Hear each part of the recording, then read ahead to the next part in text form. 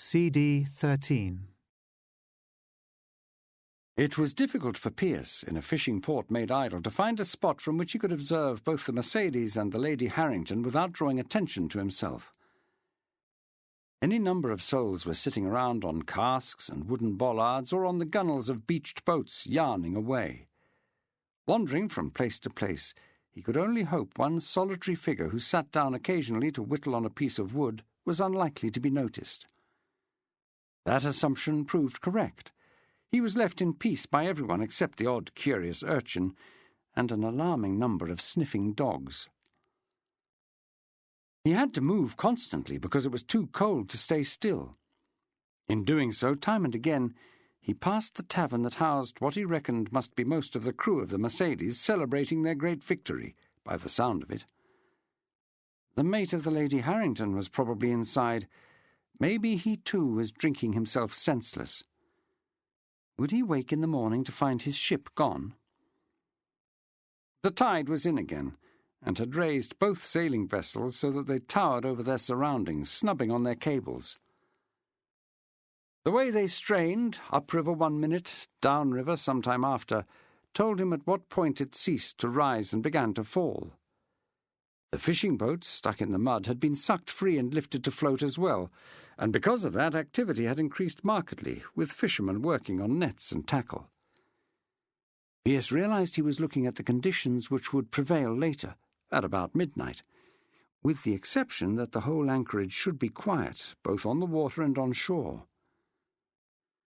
Would there be a moon by which they could see their way? The sky was blue with large, high and white clouds.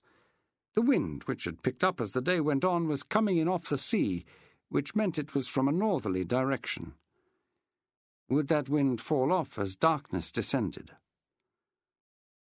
Questions piled on questions as the water in the inlet receded, exposing mud once more, with solutions hard to come by. His confidence ebbed and flowed. Nothing in his life had prepared him for this. He thought back to the previous night, to the abortive attack Barclay had made. Much as he hated to admit it, he knew that he would have to think like the captain of HMS Brilliant. That raid had been carried out working on a set of assumptions. That they turned out to be wrong was a consequence not of stupidity but of chance. He must operate on the same principles. There was no way success could be guaranteed. All he could do was slowly, by thinking each imagined situation through, eliminate the impossible and try to minimize the risks. The chorus of voices from the waterside tavern rose and fell as the afternoon wore on, sounding ever more raucous as the men inside got steadily more drunk, with constant comings and goings between ship and shore that made counting the number of potential enemies difficult. The singing began to tail off as inebriation turned to stupor, and it seemed to Pearce there were fewer voices to chant what was, he thought, a very small repertoire, a mixture of sentimental ballads alternating with the same kind of vulgar and salacious chants he had heard all over his native land, songs of men with massive endowments, or of women with less than endearing habits. Occasionally he heard the sound of a fight, and once or twice that spread out onto the hard earth of the quay, which made the locals, in their boats or just walking by, shake their heads. The Frenchmen were sailors who, just like their English counterparts, drank like fish and fought like idiots at any opportunity. Many of them must be incapable by now, and would get more so before the night was over. But they would not all be drunk, and he still did not know the size of any party aboard the Indiaman, for the cold wind that gave him occasion to move kept them, if they were aboard, snug, close to the stove that must, judging by the smoke from the chimney, be warming the great cabin. There was a train of smoke from the Mercedes too, which was worrying, given that they needed to pass her in a narrow channel where they could be close enough to each other to lob a gobbet of spit. He took a walk through the alley where the prisoners were held, merely nodding to the fellow, a different one, guarding their door. He established that it was one man, as before, and that the approach and passing of a strange face did not cause any more alarm than it had that morning. Then he went back to the shoreline to watch the depth of mud between land and water lengthen.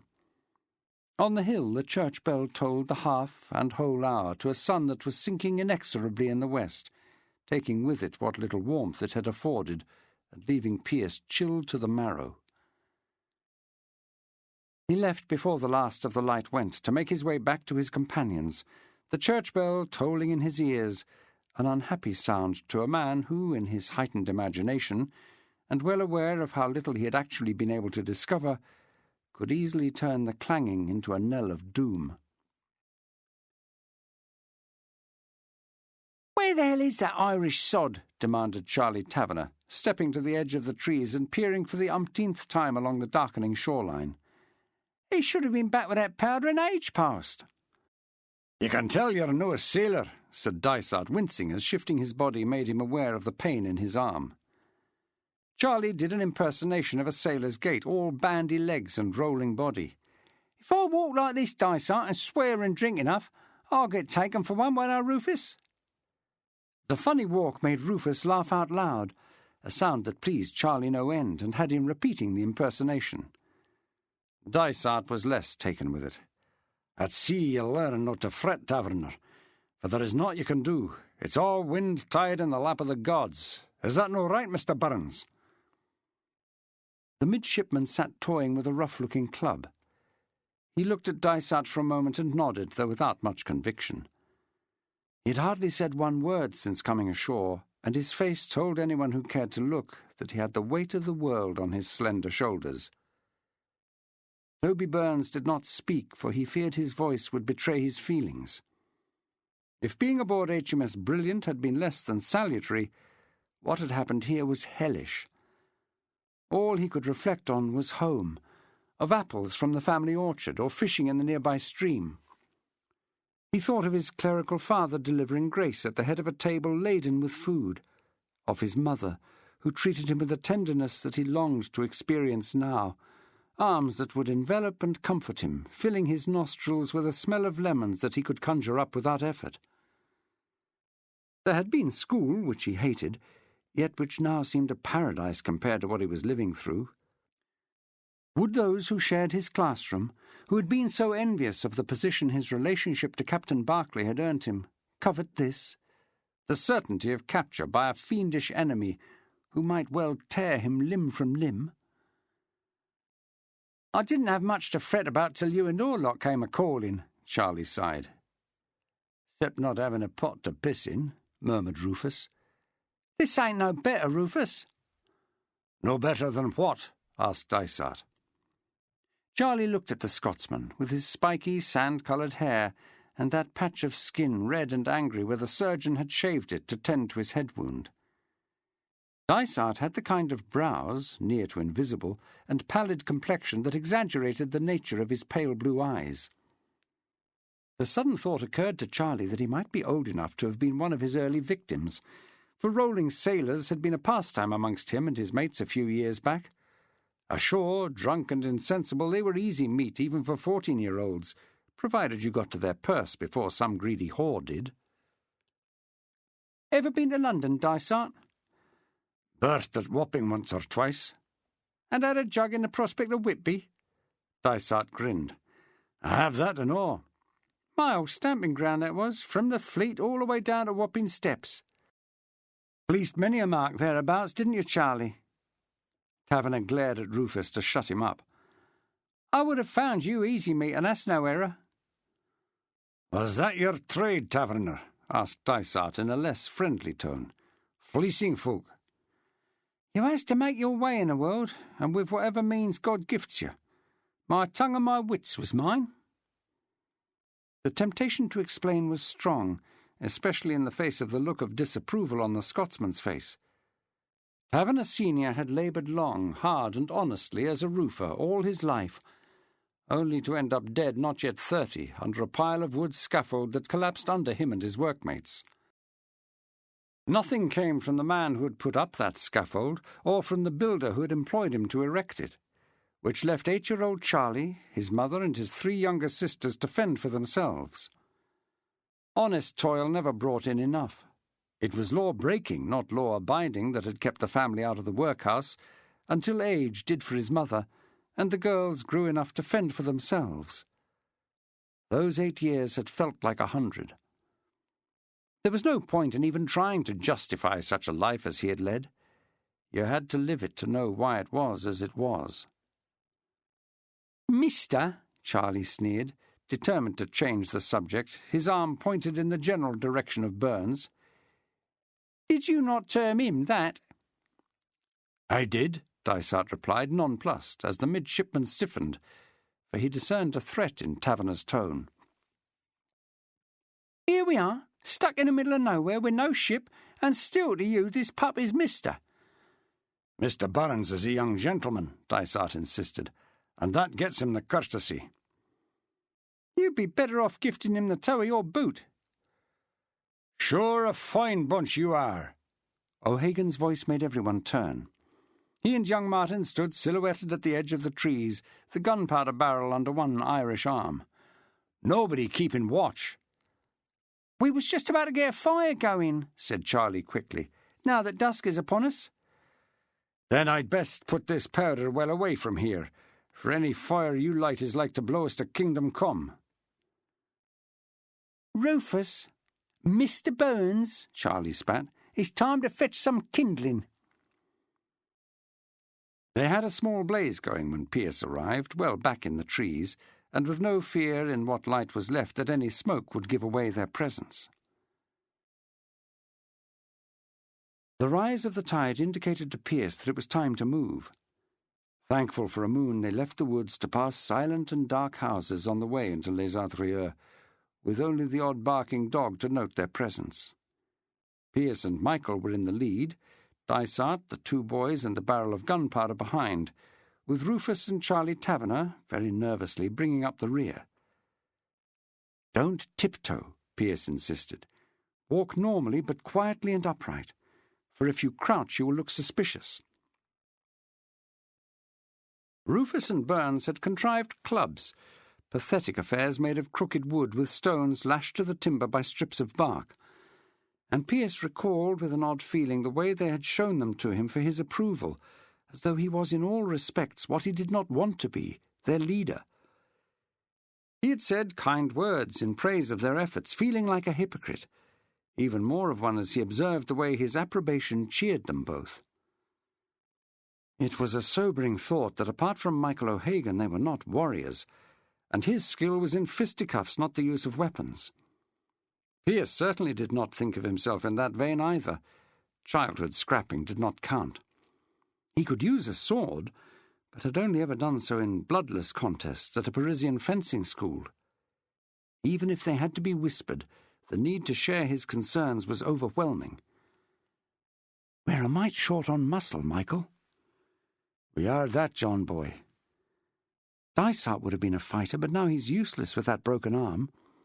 I would hazard that Charlie and Rufus have spent their lives avoiding any skirmish rather than engaging in one. Martin Dent is like Burns, too small to count. And here I am, a total impostor, leading them into a strange port in a strange land to rescue a group of men they don't know. And what do we have to do? Steal a huge and complex ship from under the noses of its captors. Am I mad or what?" "Sure, anything for an easy life," the Irishman replied. Pearce felt the anger well up in his breast, but that died as he heard the chuckle that followed Michael's words. Unbidden, he felt his own laughter begin to bubble up, and it forced him to halt as it burst forth in serried splutters. Michael O'Hagan was laughing too, and making as much of a hash of maintaining a decent silence as Pearce. They ended up leaning on each other, hands on heaving shoulders, wheezing as they sought air from their pained and starved lungs, with an angry Dysart hissing at them to "Hold your bloody wheest, you pair of dozy sods." "Sorry," Pearce gasped, forced to pound his chest in order to regain control. "So you should be, daft buggers." "Are you all right, Michael?" "I will be, John boy," replied a panting O'Hagan. "Just give me a minute, and I will be." "We'd best get moving." The wind had dropped as they sighted the topmasts of both vessels. Hearing the creaking of their timbers as they rode the incoming tide, a ripple of murmurs went down the line. Pearce led them to a deep doorway on the quayside that had been like a coal-black recess even in the early evening light. At night it would, he hoped, provided they did not speak and no one came to the place, keep those who would stay here safe from view. He went off alone to examine the ships. The privateer was gloomily lit on the deck, but only chinks of light came from the casements of the Indiaman's great cabin, indicating that those who had drawn the short straw to stay aboard were still there. The taverns, with lanterns outside, provided, apart from the stars, the only light in the place. They were quieter now, and he was tempted to enter and see how many potential foes were still capable of acting if the alarm was raised. But that would be unwise, though he hoped, from the low buzz of conversation coming through the wooden shutters, that it would be few. The rest of the fishing village appeared to be asleep. "Come along, Michael," Pearce said on his return. "This is, I fear, a task for thee and me." "A club?" Michael asked. Pearce smiled, wondering if his friend could see it by the light of the moon. "I think nature has endowed you with what you need." The first problem arose when they entered the narrow passageway, the height of the buildings cutting out what little light existed. "This will never do, John boy. I cannot see my hand in front of my nose." "I am damned if I know what to do about it." A wave of weariness assailed Pearce then, a product of too little sleep and too much thinking, not helped by a resurgence of the numerous doubts that had flitted through his brain all day. It was a more certain hand that took his arm and led him back out to a point where the starlight and moon gave a glimmer of sight. "Wait here." Michael moved away, heading for the nearest tavern, and Pearce had a heart-stopping moment when he thought that the Irishman was going to walk in and demand a candle. But he stopped outside, right under the light, and without waiting to calculate any risk, he reached up and took hold of the iron bracket that attached the lantern to the wall. Slowly, wrenching back and forth, he detached it from its fixing. Holding it out, with the wooden dowels that had been sunk in the stone still fixed to the end of the bracket, he returned to join Pearce, and they set off up an alley in which they could now see where they were putting their feet. As soon as they turned into the right alleyway, Pearce felt a familiar sensation. He began to shake, and he wondered if that was evident in his voice as he started talking, not loudly but audibly in French. Michael's head bowed, pretending to listen.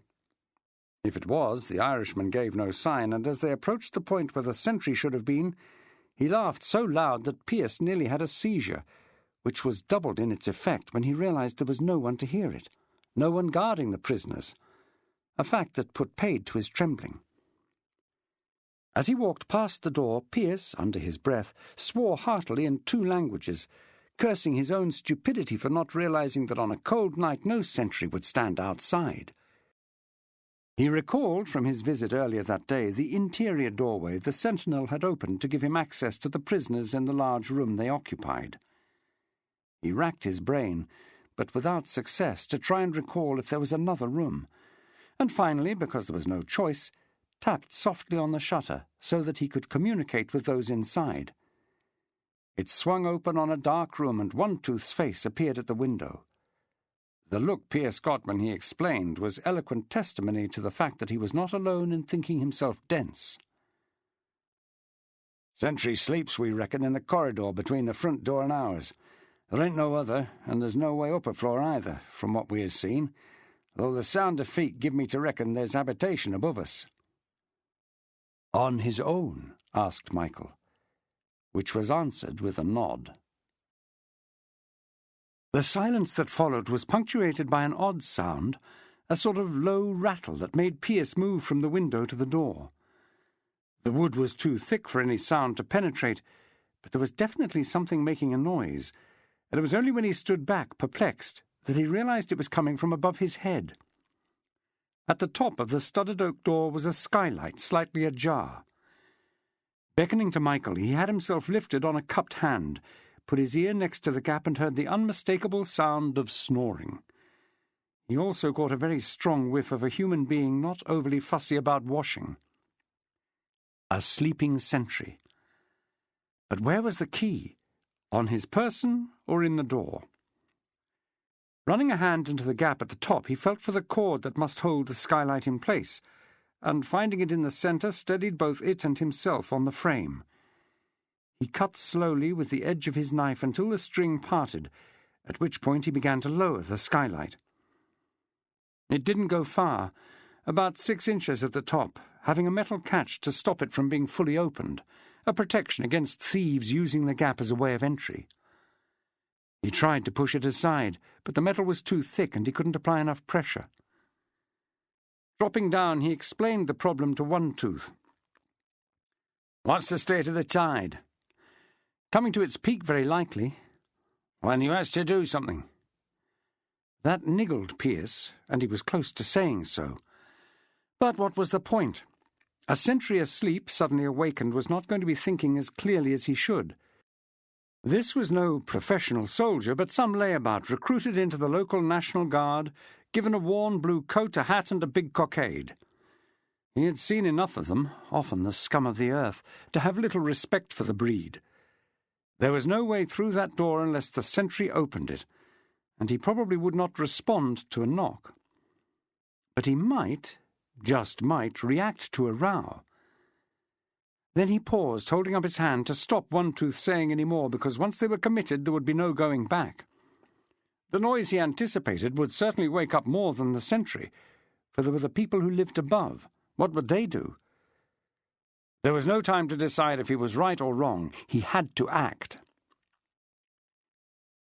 John Pearce could hardly say that riot was a speciality, but he had seen enough in his time, not least the night he was taken from the Pelican, to know that most people kept their shutters closed if they heard a disturbance outside.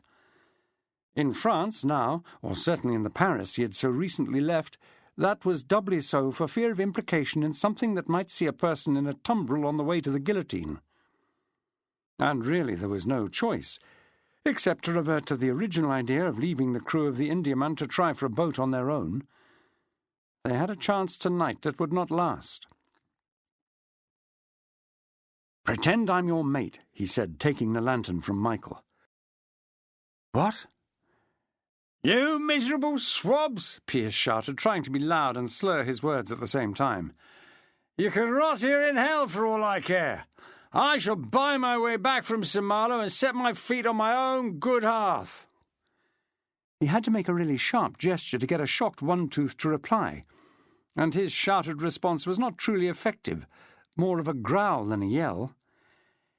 "Get them all shouting, man!" Pearce yelled. "We need a commotion." One Tooth hesitated for a second, then gestured to his shipmates, who had been standing back, no doubt hoping for their prison door to open. Within half a minute they were crowded at the window, trading insults with Pearce, who, for verisimilitude alone, for the man he was trying to fool could not see him, was staggering around like a drunk. Michael, unbidden, had placed himself on the jam side of the door, one fist raised to clout the fellow if he showed his face. The door only opened a crack, and showed nothing more than a nose, but Michael dropped both fist and shoulder, then hit it with all the force he could muster, sending the man at the rear flying back into the wall behind, his musket clattering along the flagged floor. Michael was through and on him before the poor soul could realize what had happened. Unable in a dark corridor to deliver the kind of blow he would like, Michael was reduced to scrabbling about the man's body for his throat, ignoring the screaming pleas in French for mercy. The lantern saved the fellow's life, for it illuminated him seconds after Michael got his hands round his neck. The sentry's eyes were already popping from his head, his face going a dark red colour, as Pearce intervened, shouting to O'Hagan that the keys were more important. Michael let the man go, and he fell sobbing into a heap. Pearce leant over him, loudly demanding "Les clés," and giving him several rough shakes to keep him frightened. Michael, having picked up the musket, jammed the weapon against his head. "La porte! Dans la porte!" he cried, a feeble finger trying to point to the door, which revealed a pair of large keys on a ring, one in the lock. Pearce grabbed at them and found that his hands were shaking as he tried to open the interior door. He had to take a deep breath to get the key in the lock, only to find that he had inserted the wrong one. Cursing, he tried the other, and the door swung open to reveal a group of anxious sailors. They could not see but only hear what was going on, and they had fists raised ready for a fight. "Get him in here, Michael," said Pearce, "and somebody close those shutters and the outside door. I want his hat and his coat." That took a few seconds, not because the sentry resisted, merely because in his fearful state he could not comply. Pearce put on the large cockaded hat first and the blue coat next, took the musket out of Michael's hands, said, "Wait here," and went back out through both doors, shutting the outer one behind him. Those inside heard a tirade of French that meant nothing to them, followed by slurred but clear English, as John Pearce ordered away the imaginary mate of a captured East Indiaman.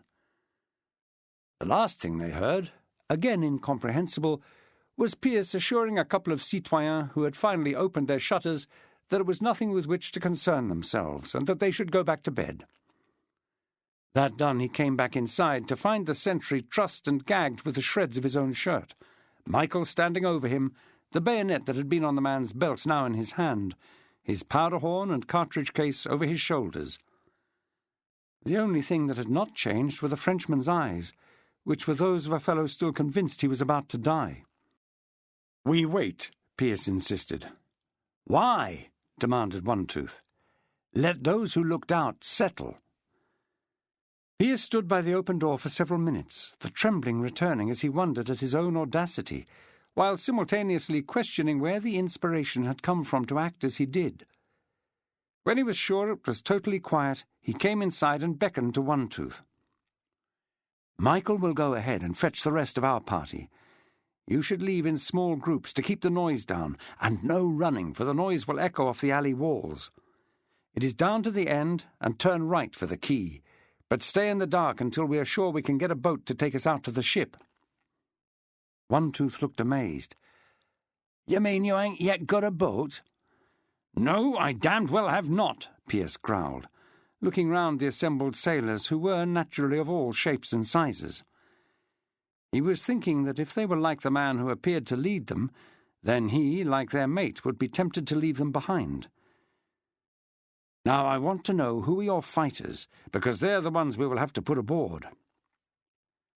"You'll be with us," said the round, pink-faced fellow called Dusty, who had first come to the window. "And you is Navy." "You know the ship, we don't. We think there is somebody in the main cabin, but we can't be sure."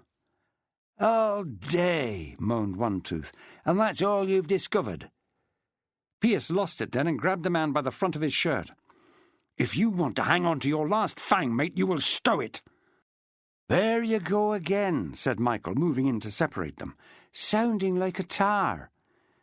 He had to stand four square before One Tooth, who looked set to take Pearce up on his offer of a scrap. "And don't you go threatening to clout anybody. That, John boy, is my job." One Tooth was no fool. Pearce he might be able to match, but this Paddy towering over him was way too much of a handful. His whole body changed shape. The shoulders dropped and his head tipped, smiling to one side as he said, "We shouldn't be as squabbling boys. We's in this together, is we not? Right, give us a layout of the ship and let's decide who's going to do what." Getting 25 men down the alley in what should have been silence tested Pearce's patience even more, for they sounded, to his sensitive ears, like a herd of bullocks that had found a hole in a fence and run for freedom. But they made the quay without incident or alarm, and joined Michael and the others, whom he had brought into the darkness of the alley. "There was some shouting to the ship," said Taverner. "God knows what they were saying, but a boat has come in." A sudden noise made Pearce edge out to see a group of 4 men staggering from the now dark front of the tavern, 2 holding each other upright, the others looking in need of the same support. They lurched towards the water's edge, occasionally stopping for a drunken exchange of insults, and lowered themselves with little skill into the small boat that contained a bored-looking oarsman hanging on to the sticks, and looking balefully at his inebriated companions. "Did that fellow in the boat see you?" he whispered to those behind him. "If he did," Taverner replied, "he paid us no heed." "We didn't try to hide," Dysart added. "Like you said, we acted normal." The oarsman cast off with some difficulty, for his shipmates insisted on helping. They rowed noisily and aimlessly out into the midstream. Pearce could hear the sober one cursing his mates to let him row, but they paid no heed, and it took an age for them to get to the entry port on Lady Harrington, which they clattered into in a fashion that seemed designed to wake everyone aboard. The time they took to get onto the ship was even longer, several attempts and just as many fallbacks, before they crawled onto the deck, followed by the disgruntled fellow sent to fetch them. "Not every one of our foes is drunk," said Pearce. "We have to move swift," insisted One Tooth, "or we'll forfeit the run of the tide." "A minute or two more," said Pearce. "Let them get below."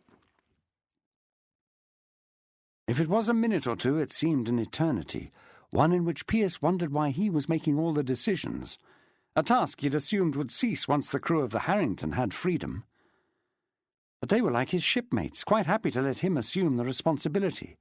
Why? Fear or habit, he could not tell, and decided right now it didn't matter. If no one else had a clear purpose, he did. Finally, the French sailors and their drunken exchanges were no more, and the whole area was again silent. Pearce, feeling very vulnerable, with One Tooth behind him, moved out to the edge, looking at the ship and the water in between, but mostly at a pair of boats tied up to the side of the Indiaman. "That cutter by the entry port will do us nicely to get us out of there," whispered One Tooth, pointing to the larger of the pair. "The jolly boat they just used is too small." Pearce pointed further down the estuary to where the fishing fleet was gathered, some on lines that would allow them to be dragged in. "What about one of these fishing smacks? They're tied to the shore." "Too risky, mate. Lots of fisherfolk will have a dog chained on board at night. That's how they keep 'em secure, and make sure no bugger steals 'em. Only have to set one of them barking and they'll all be off, raising Cain and their owners. No, the cutter be best." "Would I be right in thinking you can swim?" "Never in life, brother. Water is mortal to mere flesh. Can't any of your lot oblige?" "Well, I hope," Pearce growled, "when we get aboard you damn well know how to sail a ship." Pearce was in the water in a minute, breasting out, the cold near heart-stopping in its intensity. Getting aboard the cutter proved impossible. The gunwales were too high out of the water, and if he tried to lift himself he risked clattering noisily into the ship. Treading water, he tried to undo the painter, but the knot was too difficult. Hanging on with one hand, he got his knife out of his waistband.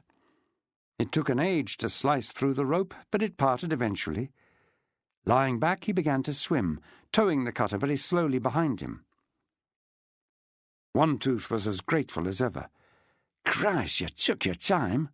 "Shut up," Pearce snapped as he stood up, water dripping from his clothing. "Just get in."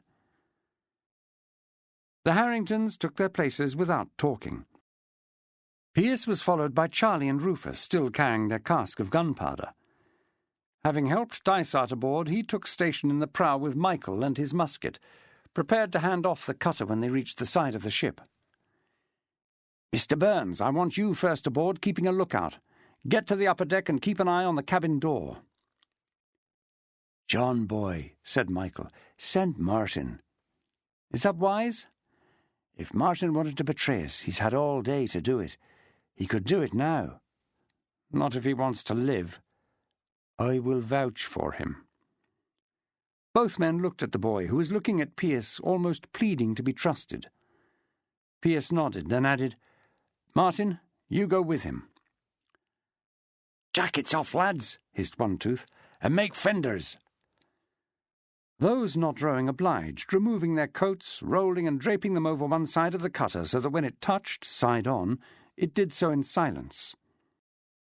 Pearce took hold of the man-rope on one edge of the entry port to hold it close, One Tooth the other. Martin, shoeless, was already gone, skipping over the side with ease and disappearing into the darkness of the deck, followed with more circumspection by Midshipman Burns. Slowly, too noisily for Pearce's liking, the rest began to follow. "Rufus, Charlie, stay in the cutter with Dysart and man the oars. If this goes wrong, we might need this sod to get out of here." Pearce went aboard and joined a clutch of whispering sailors. One Tooth was sending some to find axes. They would go to the hawser on the main deck that held the Indiaman to the bulks, and once the commotion started, cut the ship free regardless. "Two of you, get yourself a place near the wheel, for once she's free she might well run aground." "Where can I get a weapon?" asked Pearce. "Outside the main cabin, which is where we're headed, right after we've seen to the forepeak." Rocking on the gentle swell, ropes creaking and timbers working, the Lady Harrington made enough noise to cover the movement of 20-odd barefoot souls as they went forward, One Tooth explaining to Pearce that the drunks should be berthed in what had been the original crew's accommodation. The snores told him the man was right long before they reached the door. There was no point in asking where the Harringtons had got the belaying pins. They had them, and used them. A series of heavy thuds induced silence, in an area so familiar that they could work by sound alone. Then they went forward, using the companionway to the upper deck, where they found Martin Dent and the two men allotted to the wheel lying just out of sight. Martin indicated to Pearce that he should have a look, and raising his head above the level of the planking, he saw that the door of the cabin was ajar. There was light spilling out under the peak of the poop, though the bulkhead was in shadow, and the babble of conversation told him that there were a lot of people in there. "Martin, where's Burns?" "Dunno. He came aboard, but that's the last I saw of him." "Damn that boy." "Weapons were on the rack by the cabin door," hissed One Tooth. Pearce thought of Brilliant, and the pikes and weapons stored in various parts of the ship. "Locked?" "Course," One Tooth replied. "No master in his right mind will leave 'em undone." "Keys?" "In the cabin, they were, but we had 'em out to fight the frogs." Michael came up beside Pearce and, nodding, aimed his loaded musket at the doorway. Crawling forward towards that yellow streak of light, Pearce realized he was trembling again. From fear or anticipation he did not know, but it was enough to make him stop for a moment, again assailed by the notion that he, who thought himself a talker rather than a doer, was not cut out for this. Terror or desperation drove him on, and he made the bulkhead in front of the cabin, then ran his hands along the wooden wall. Too fast, for his hand dislodged a sword not locked away as One Tooth supposed, but loose in its groove. The weapon clattered to the deck, and the talk inside the cabin stopped abruptly. Pearce grabbed the sword by the blade, which was heavy, thick, and cold to the touch, and tried to scrabble away in silence towards the steps that led to the poop, just as a Frenchman came through the door, looking left and right and calling out inquiringly. Pearce would never know if his attempt at concealment could have succeeded, because from below came a great thud, quickly followed by a second. He only found out later that the pair set to axe through the hawser, who had become impatient, had started on their task without an order to do so. It made no odds. To the men in that cabin the sound signalled danger, and a dozen of them, all armed, rushed on deck, one having the sense to let off a pistol into the air, the quickest way to give the general alarm. Chapter 18. Michael fired off his weapon inside the same second, and with the group to aim for he could not miss. A man groaned, spun away, and fell. Michael had the bayonet on the end of that weapon as well, but that still left One Tooth and his party unarmed against men with swords and pistols. Knife in one hand, heavy unwieldy cutlass in the other, Pearce had to attack them from the side, ghostly shapes illuminated by the moonlight, or standing in the streak of lantern light coming through the cabin door. Surprise won him a momentary advantage, and he managed to club more than slice at one fellow holding out and aiming a pistol. The hilt of the weapon served to chin another, and he could hear, as well as the continued thudding from below, a wild Irish yell as Michael O'Hagan came to his aid, musket out and blade aiming for the nearest body. Pearce threw his knife to distract the man who wanted to shoot Michael, but not being a throwing weapon, it hit him on the shoulder and clattered to the deck. It was sufficient to spoil his aim, though, and he missed with his shot, which went wide of Michael and lodged itself in one of the Harringtons, who fell back down the companionway. They were not coming on, One Tooth and his mates, which left both Pearce and Michael isolated. Martin Dent was made of better material. He had slid forward to catch hold of Pearce's knife, and, back on his feet, staying low, was slicing away at any leg that came in range. The Irishman was jabbing away, the sheer fury of his action driving his opponents back.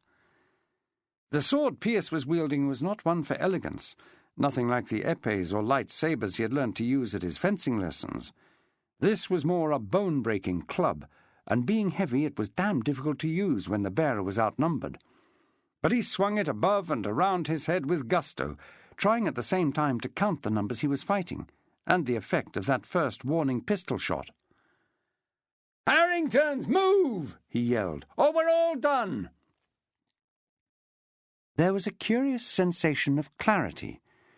Even as he fought, Pearce seemed to be able to see in limited light where the next and most dangerous assault was coming from, to parry it or produce a blow that wounded the attacker. This at the same time as he was calling out for assistance. And that damned trembling sensation was gone now.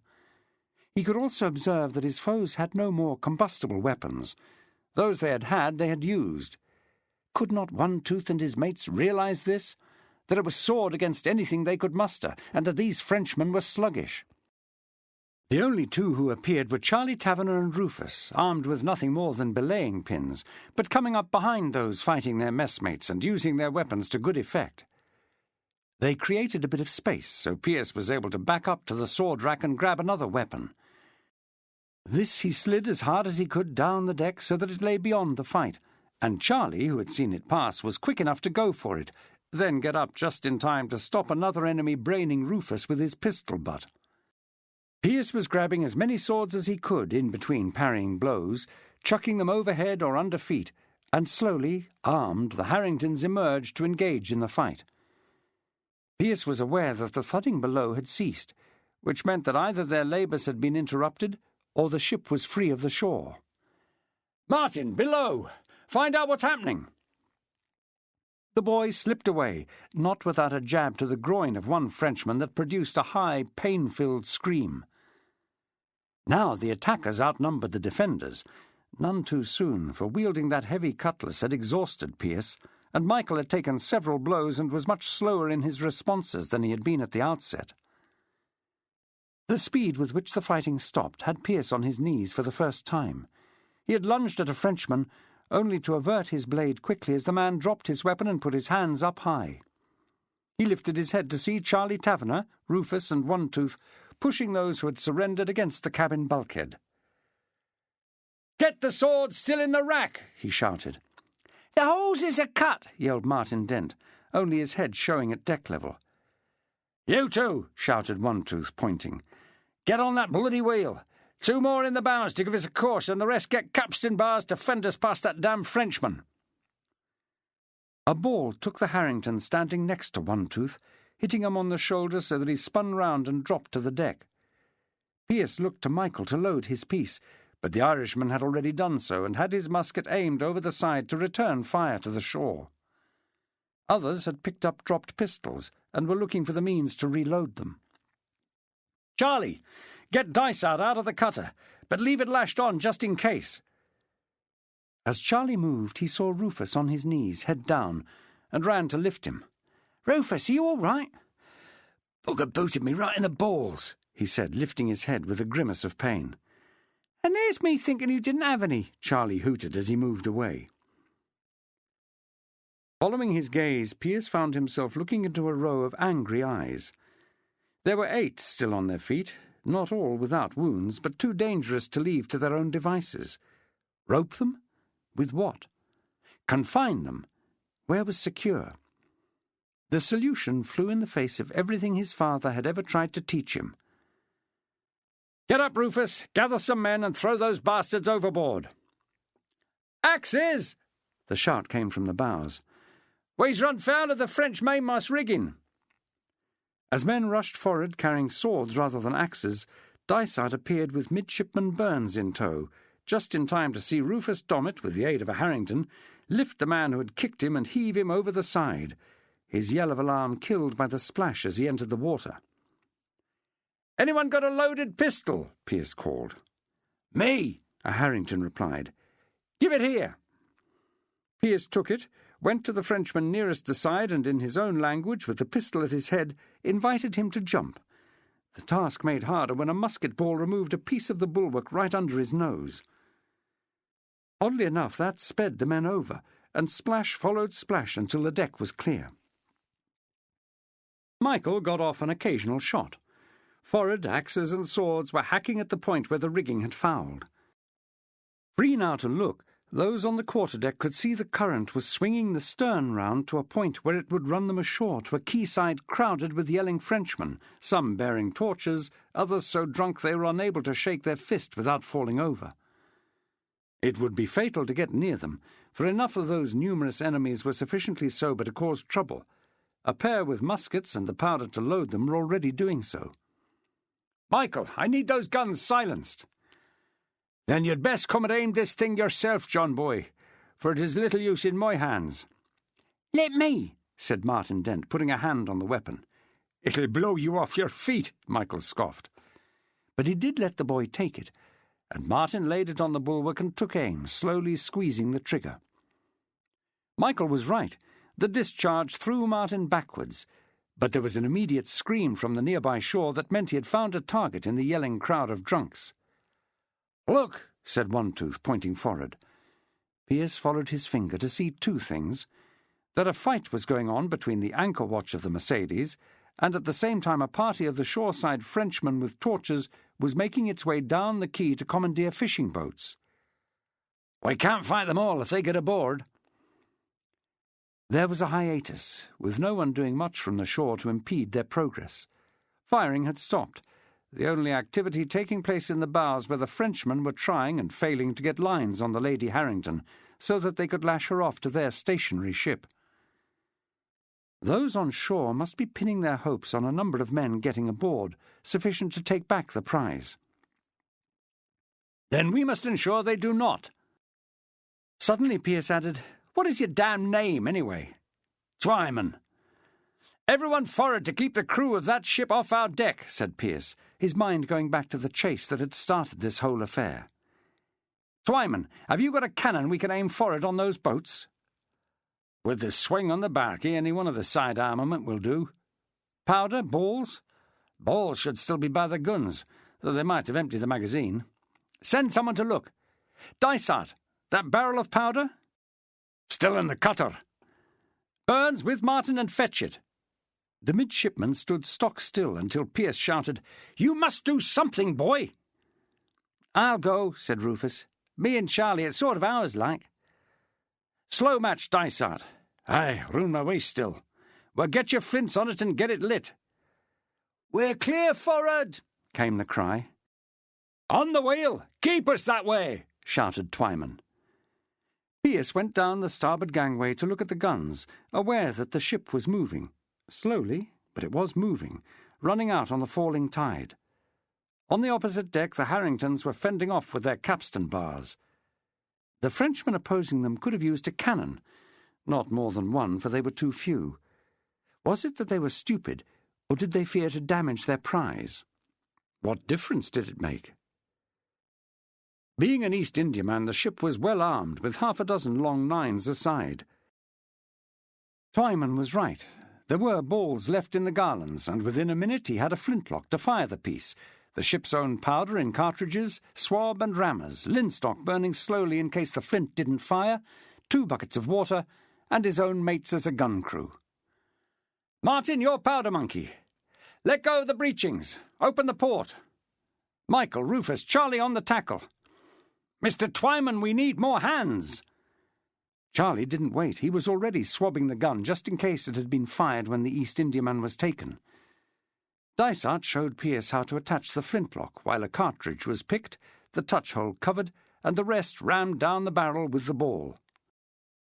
"Now all you have to do," instructed Dysart, handing Pearce the firing line, "is look down the piece, point it where you want the ball to go, and pull this hard." "You know what you're doing, Dysart." "Aye, but I'm no up to being the gun captain, Pearce, especially no with this gammy arm. You are." It was an odd way for the Scot to say he was grateful, but that, judging by the look on his face, was what it amounted to. Pearce realized that he was and had been enjoying himself. His blood had been racing for an age now, a strange and compelling feeling that had first surfaced when he started fighting, and it had still not diminished. Leaning down, picking out one of the bobbing torches as a target, he called for the gun carriage to be levered round as far forward as the cannon would bear. They had to take the quoin out and reverse it to depress the muzzle, But the time came when one torch was in sight right down the line of the cannon.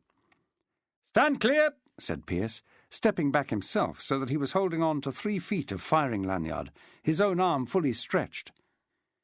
He pulled, saw the spark, then jumped even further back as the cannon fired, sending out an orange tongue of flame that lit the night sky, and a solid ball that crunched into a berthed fishing boat and turned it to matchwood as the gun shot back into its straining breechings.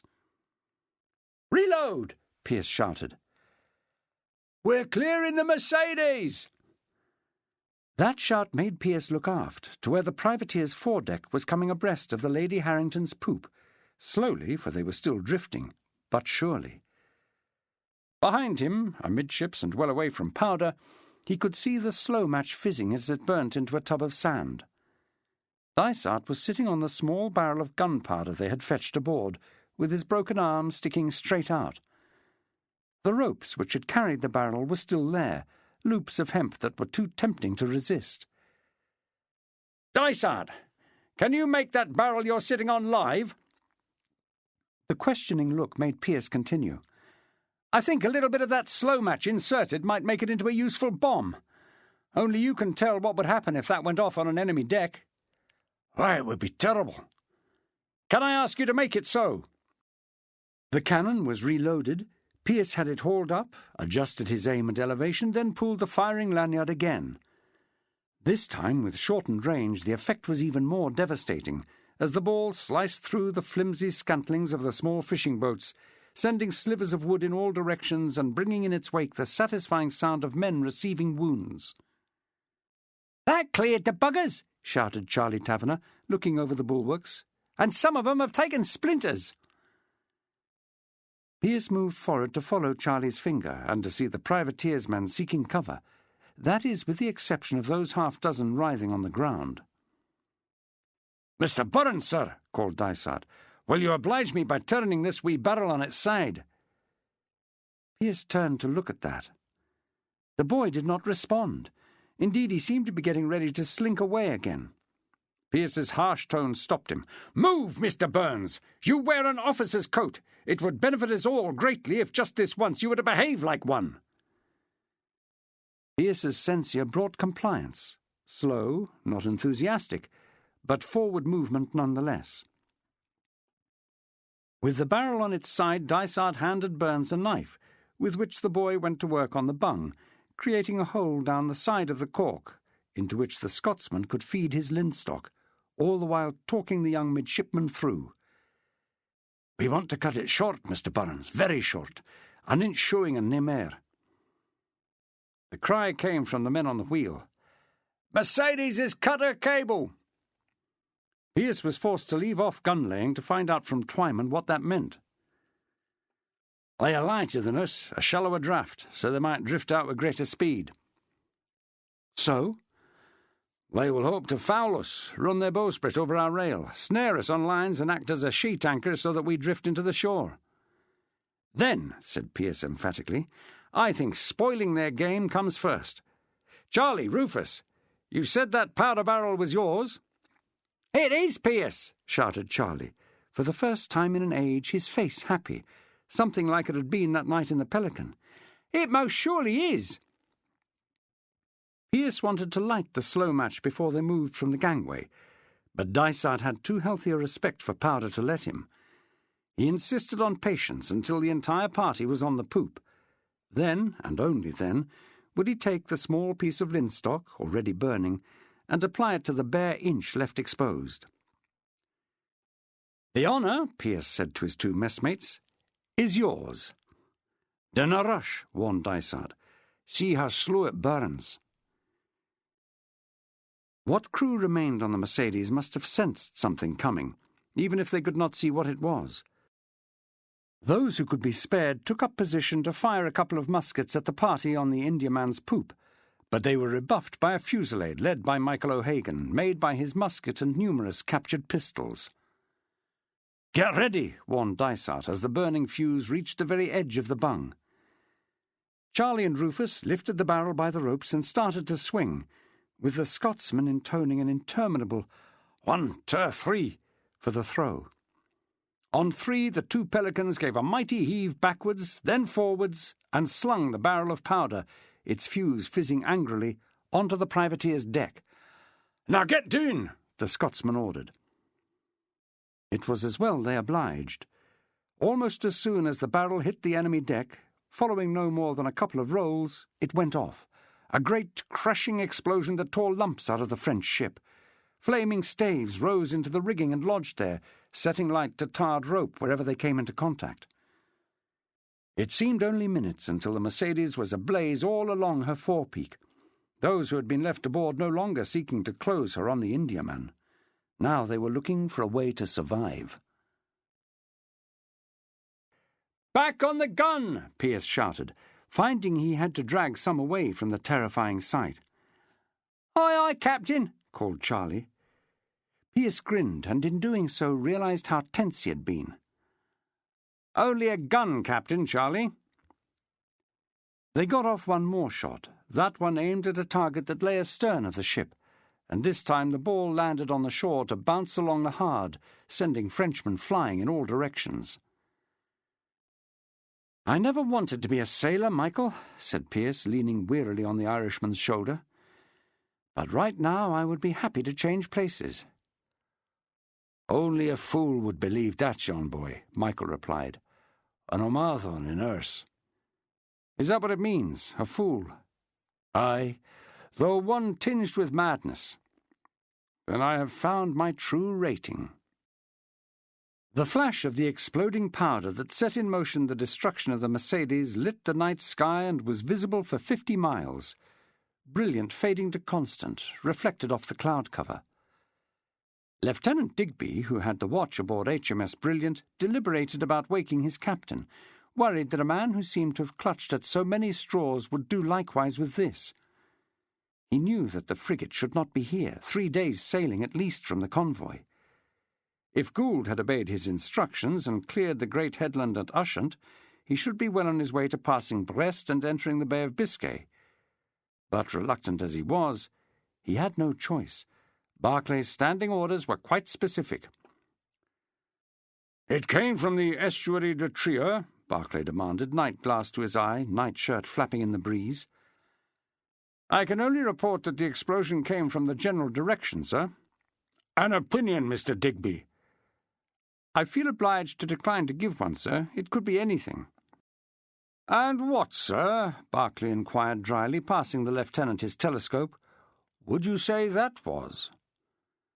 Digby looked, not knowing whether to be pleased or despairing about the orange glow that tinged the sky. "Fire, sir." "A large fire, sir? Perhaps even a ship fire?" "We cannot assume that, Captain Barclay." "No, Mr. Digby, we cannot. But I think we are obliged to investigate. Please set me a course for the mouth of that estuary. I want to be close inshore by dawn." "Aye, aye, sir." Unbeknown to Pearce, Twyman had been busy getting some kind of sail on the ship that would enable the helmsman to hold her head steady. Firing his cannon, watching the gunpowder bomb and the subsequent fire, he had not even been aware that men had gone aloft. They had rigged a jib and the gaff, as well as a topsail that could be braced round into what were now light airs. With this, the Lady Harrington could set and maintain a course, with the added advantage that the topsail, backed, could slow their progress down the channel, very necessary if they did not wish to run aground. Nor was he aware, as a nautical novice, just how swiftly the tide fell in the Bight of Brittany, the speed with which the water exited from this estuary. At the mouth of the inlet it was like a tidal race, a cataract that met the incoming seawater, breaking over rocks in abundance, to create a maelstrom of white water, something the locals avoided like the plague. "I need hands on the braces," Twyman yelled, "for if we don't have sails set right we could broach to in that water, and that don't take no account of the rocks." He had caught Pearce cold, still, like his shipmates, basking in the glow of the Marshal's success. One-toothed Twyman had no tact at all, so when he yelled at them for some activity, it was well larded with expletives. "Are we being required?" Michael scoffed, with an expression that boded argument, To do willingly what we hated to do for Berkeley? We are, Pearce replied, and I fear we must. In a voice full of irony and cod saltese, he simulated that which he had heard on Brilliant. So clap onto them falls, me hearties, and pull like the very devil. Which the pelicans did, their spirits as high as his, running to where they were told, hauling on ropes like demons, aware that Martin Dent was aloft doing what he did best on Brilliant, handling the highest sails, while Mr. Burns was likewise replicating his naval behaviour, standing by the wheel being utterly useless. Dysart, with only one good arm, had taken on the task of ensuring that ropes were properly attached to their cleats, that they would not fly off and endanger the whole ship. The Indiaman hit the disturbed water to rear and buck like a horse, with Twyman and 2 others fighting a wheel that wanted to rip itself out of their hands. The bows dipped alarmingly, and the long bowsprit shot well east. Pearce and his mates raced to loosen one set of braces, then ran with equal alacrity to tighten those on the larboard side. The wind on the sails, in that configuration, brought the head round, and the Lady Harrington ploughed out into less tempestuous water. The boom, and the shock that hit them seconds later, took everyone aboard by surprise. They had been too busy seeing to the needs of their ship to think of what was happening to the Mercedes, illuminated like a torch by the flames that ran through her sails and rigging. The hull had been ablaze too, and as the flames reached her store of gunpowder, she simply blew up, a great cataclysmic explosion that sent most of the decks skywards, while the scantlings were blown out to reveal the fiery red ball that was the seat of the blast. "Jesus," said Michael, crossing himself. "Fire got the magazine," said Dysart. There was a moment of uncertainty for Pearce. Part elation, part regret at the death of a ship, and quite possibly several men aboard her. Pride at what they had achieved, tugging at every pacifist tenet he had ever been taught. If that had been Brilliant and Berkeley, would he care so much? That was a thought that brought him abruptly back to consideration of the next dilemma. "Twyman," he shouted, "is it possible to set a course that would take us east?" "Whatever for?" Pearce looked out into the inky western darkness of the sea, lit only by a streak of moonlight. "I think our frigate is out to the west, and I have good reasons for wanting to avoid her." "Well, if that's what you want, you'd best get back on those bloody falls and haul away on command, though I won't put the helm down till we are well clear of that damn shore." Once on a settled course, sailing easy, everyone aboard could relax and count the cost of what they had done.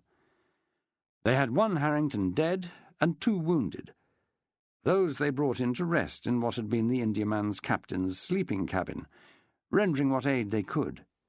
It was not much, and worryingly Michael identified one fellow who had taken the ball meant for him as critical.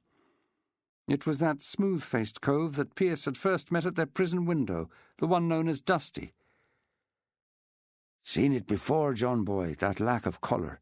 Poor sod can barely breathe. He needs a medical man."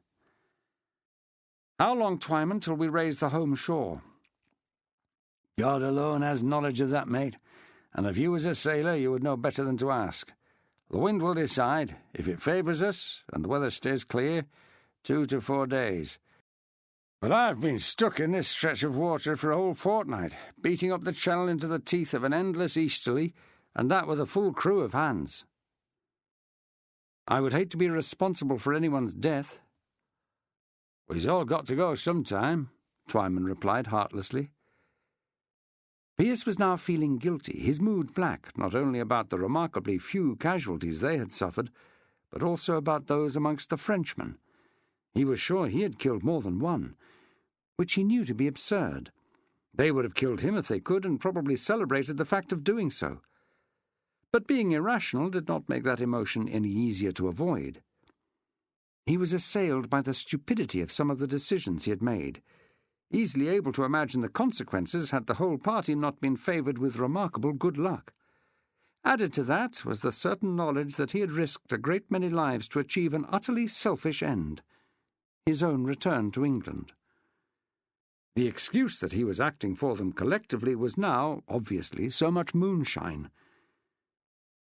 His mood rendered him uncommunicative, which did not register with the crew of the Indiaman, but offended those with whom he had come ashore.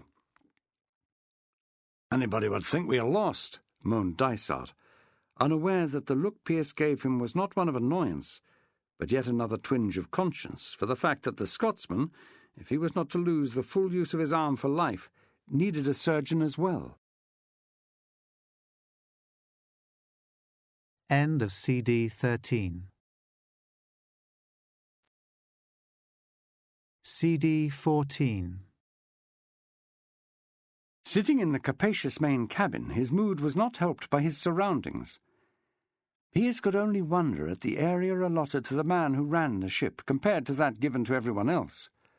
The whole space, which could fore and aft be divided in two, seemed to occupy a third of the length of the vessel.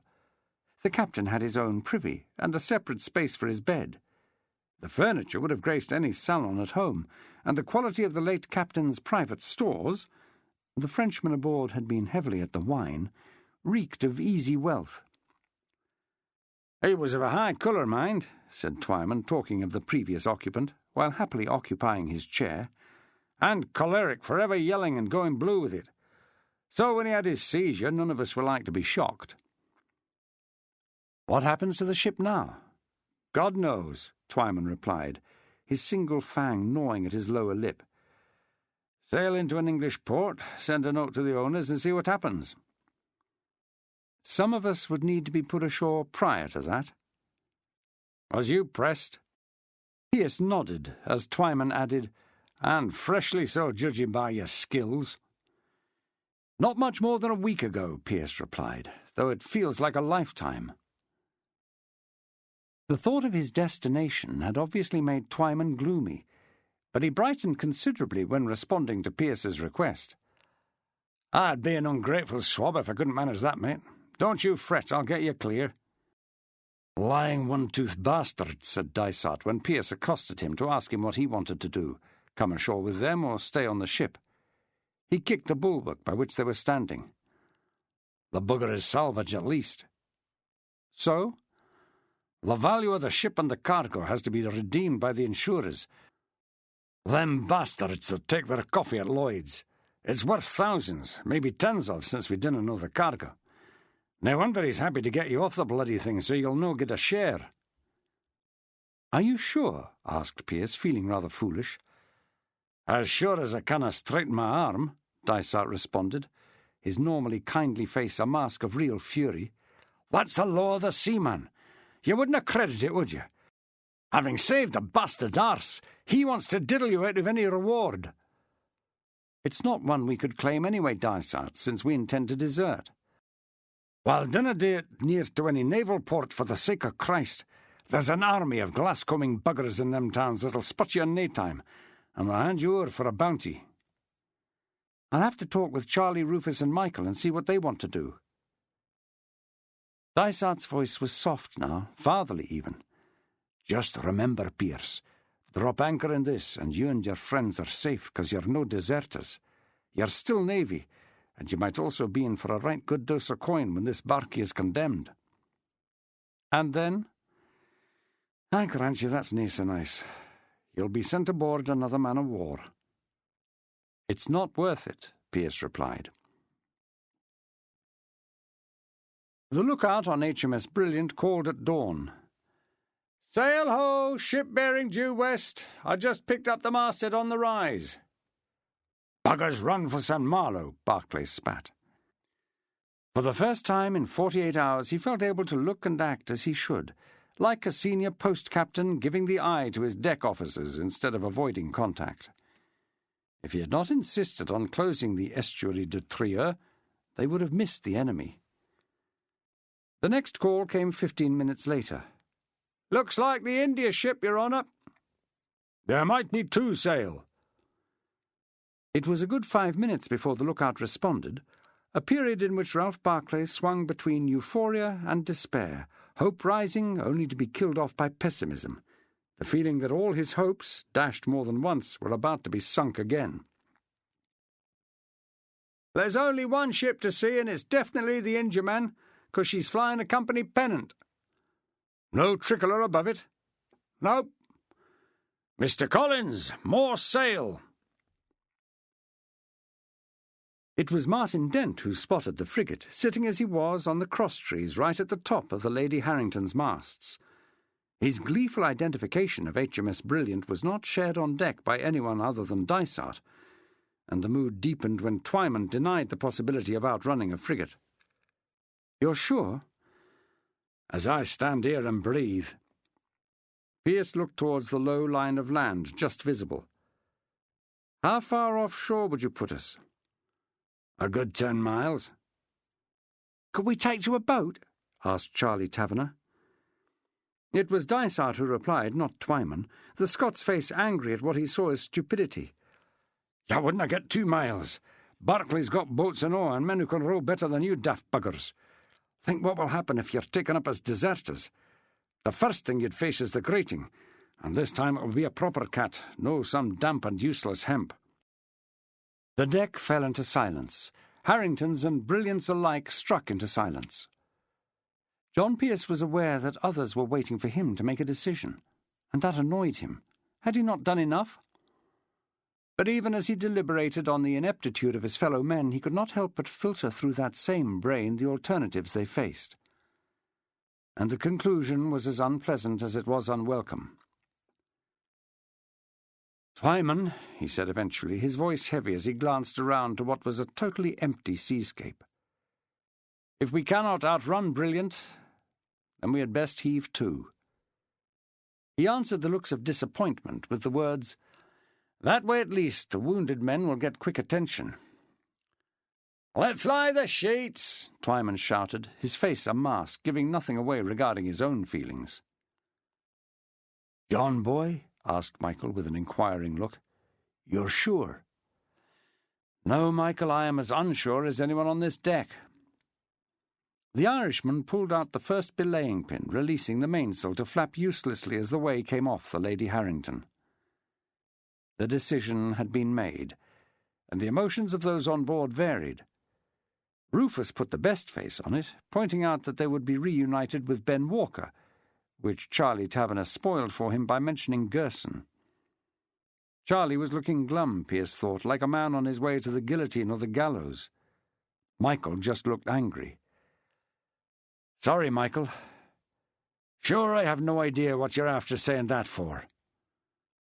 "I thought to get us free," Pearce said, nagged once more by the thought of his true motives, and wondering why, having got clear of Les Adrieux, he hadn't asked to be put ashore at once.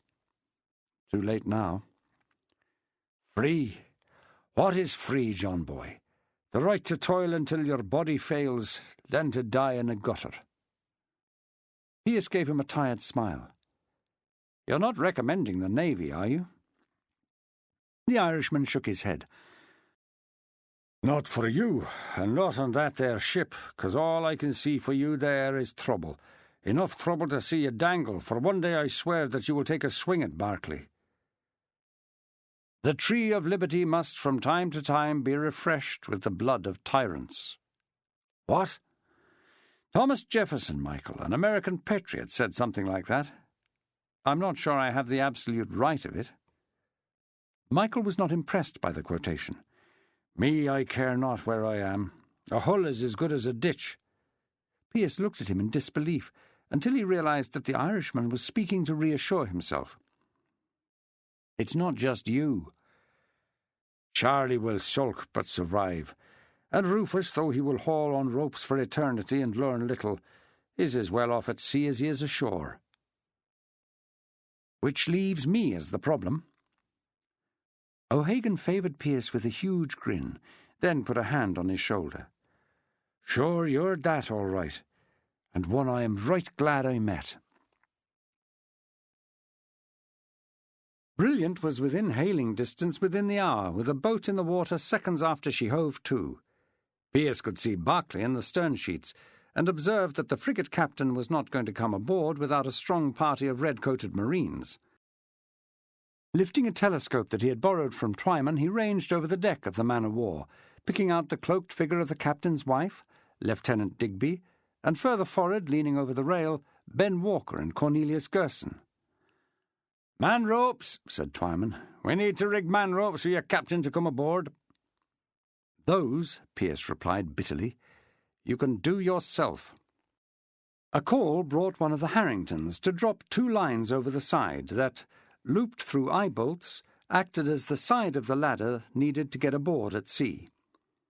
Barclay climbed the wooden battens on the side of the ship with ease, and came on deck with a look of deep curiosity. That he was not pleased to see Pearce was obvious by the glare aimed in his direction, nor was he about to favour anyone on the deck, Brilliants or Harringtons, with a smile, though Dysart was worth a nod. But swinging his eyes, he spotted Midshipman Burns by the wheel, and a wave of relief swept over him. "Mr. Burns, an explanation, if you please." "Sir," the mid replied, stepping forward and lifting his hat. "Who commands here?" "Well, I do," said Twyman. Barclay looked him up and down, then called to Burns. "Would I be right in assuming, young sir, that this ship was taken from under the noses of that damned privateer?" "Yes, sir." "By men from my ship?" "Partly." Barclay glared at the boy. "Partly?" "We took it back with the help of the ship's own crew, sir." "Only right and proper, Mr. Burns, but that does not alter the fact that this ship was in enemy hands for a full 36 hours. "She were not," protested Twyman. "Not more than 24. Barclay reacted as though Twyman had not spoken, his remarks still aimed at Burns. "Which means, young sir, that this vessel became property of our enemies, and retaken is now a lawful prize of His Britannic Majesty King George. And that means, Mr. Burns, that until I myself set foot on this deck, you had the command here." Then Barclay lifted his hat. "And it behoves me, before superseding you, to give you your due salute." Burns had not the wit to reply, but he did once more lift his own hat. "Thank you, Mr. Burns. Now be so good as to escort me to your cabin." "I protest," said Twyman. "Noted," Barclay replied, without giving the man a glance. There was not a jaw that did not drop as Burns complied with his captain's request, taking Barclay to his cabin, and 2 Marines who took station at the cabin door made sure no one, not even Twyman, could follow. Chapter 19. When Barclay emerged, he had the truth of the tale. Burns had not admitted how little he had personally achieved, nor did he overpraise the man who had actually led them. But then he didn't have to, for as Captain Barclay informed him, he was the senior in the party, and even if he was only a slip of a mid, he was, by the very nature of his coat and rank, in command. So all the glory accrued to him. "And I shall have pleasure in saying so in my dispatch. I don't doubt it will be well received by higher authority. I would say, Mr. Burns, that such a feat will make your name in the service. Now oblige me by sending my barge back to Brilliant so we can get a proper prize crew aboard this vessel. And once that has been achieved, it would give me great pleasure, nay, pride, to invite you to dine with myself and Mrs. Barclay." Then he looked to where Pearce stood, giving him that same baleful stare as he had the day he had first come aboard. "Naturally, that will mean the return of the men you led to our own ship." "Mr. Burns," Pearce said, ignoring Barclay, "we need the surgeon." Barclay said nothing till the midshipman repeated the request, and nodded once he did. The whole ship knew the truth within 10 minutes of their own men coming back aboard. Dysart and Martin Dent were quizzed rather than the Pelicans, which set up a buzz that had Hale calling on his captain, though unhappily, for his account did not make pleasant hearing. What he reported was not the truth, for it had grown in the telling, making gods out of mere mortals. But what was galling was the frequency with which the name of Pearce came up, especially since Emily Barclay could hear every word his coxswain was saying, having sat in uninvited, rendering Hale extremely nervous in the process, to listen to the conversation. That forced the coxswain to filter what had been said about the behaviour of Midshipman Burns. "Surely that is good news, husband," said Emily, once Hale had departed, "that a member of your crew should show such ability." Ralph Barclay waited for her to say volunteer, dreading that she might do so. He was seething inwardly, for the last 2 days with his wife had been hard indeed, and these were almost the first civil words she had spoken to him since he had flogged this man she seemed to want to hail as a hero. Emily was not unaware of the effect of what she said. It had never occurred to her that she might have power inside her marriage, but the argument over that flogging, and the way her husband had acted since then, half blustering, half timid, was enough to show her that she had a substantial amount. The trouble was to know how to use it. For certain it would be fatal to overplay her hand. Meekly applied pressure was forceful enough. "You feel I should reward him?" "Only, Captain Barclay, if you think that it is merited. It is, after all, beyond my competence to judge." It was difficult to reply in an even tone. "Let me think on it." He scarce got time for that, for Twyman came aboard demanding to see him, to insist that he remove his prize crew forthwith. "For at best, Captain Barclay, the Lady Harrington is salvage." "Salvage?" Barclay exploded. "You are taken by that French dog, rescued from confinement by a party led by one of my own midshipmen—" He had to stop then, for the look on this merchant seaman's face was too startled to continue. "Midshipman? The little lily-livered bastard hid away the whole time." "Language, sir!" Barclay barked, glad that Emily had gone to the sick-bay to assist Lutyens, and so would not hear these words. "This interview is at an end now. You have just seen fit to insult a nephew of my own wife, a boy she holds dear to her breast." "It matters not who did what," Twyman insisted. "The ship was not in enemy hands for the required time." "I think, sir, that an Admiralty court will be the judge of that." Barclay did not really resent Twyman's anger or his insults, nor did he mind the fact that he was lying about the time spent in captivity. After all, as a prize taken by a king's ship, he would not get a penny. As salvage, Twyman and his crew would do well, though they might be obliged in extreme circumstances to share their good fortune with a crew of Brilliant. No one, least of all Barclay, could resent a fellow trying to fight his corner when there was money involved. Against that he had a degree of confidence. Omany and Druce would present his case to the Admiralty Prize Court at Lincoln's Inn with the kind of zeal occasioned by the notion of profit. The ship's insurers, coffee-house vandals, would no doubt put up a good legal team as well. Twyman counted as nothing in the scheme of things. At best he would be given a chance to make a written submission, one that would not tally with that sent in by himself and Burns. "I intend that your ship should sail back to an English port." "Under my direction," Twyman insisted. "No, sir, under the hand of one of my officers." "That is an outrage." "You may term it so. I term it prudent." They argued for an hour and a half, back and forth, while Barclay, whose mind was firmly made up, so that he only had to respond by rebuttal, used the time to think. Time and again, as Twyman repeated the same grievance, altering the words only slightly, Ralph Barclay conjured up the face of John Pearce, very much with that look of belligerence he had displayed the morning he had been sworn in. The man was a menace, and Barclay wished he had left him in the alley by the Pelican. But he had not, and he was on his ship. What to do about him? Without his wife aboard, it would have been easy. He had seen troublemakers flogged into submission before, but Emily would make his life a misery if he tried, and it was no comfort to him to know that she could, something she had already proved. Where did the shrew in her come from? For it had never before been evident. Yet she had found looks that made him feel like a scrub, silences that made him feel foolish, and attitudes that made him seethe with impotence. Slowly, as Twyman ranted on, a solution presented itself, and having arrived at that, he brought the argument to a conclusion by alluding to the possibility that the crewman from the Indiaman might find himself clapped in irons if he did not desist. Hale came into the cabin as soon as the coast was clear to fill in those bits of his previous story he had left out for the captain's wife, how her little cousin had behaved in action. It did not make for a pretty tale, and added another layer of anxiety to Ralph Barclay's complex peregrinations. "The captain wants to see you, Pearce," said Lieutenant Digby, who was now confirmed as acting premier. Pearce looked up from his mess table, where he was once more obliged to take his ease, doubly uncomfortable because he was forever put to the blush with Taverner, Rufus, and Michael singing his heroic praises, conscious that such praise had Gersons seething. "Am I allowed to refuse?"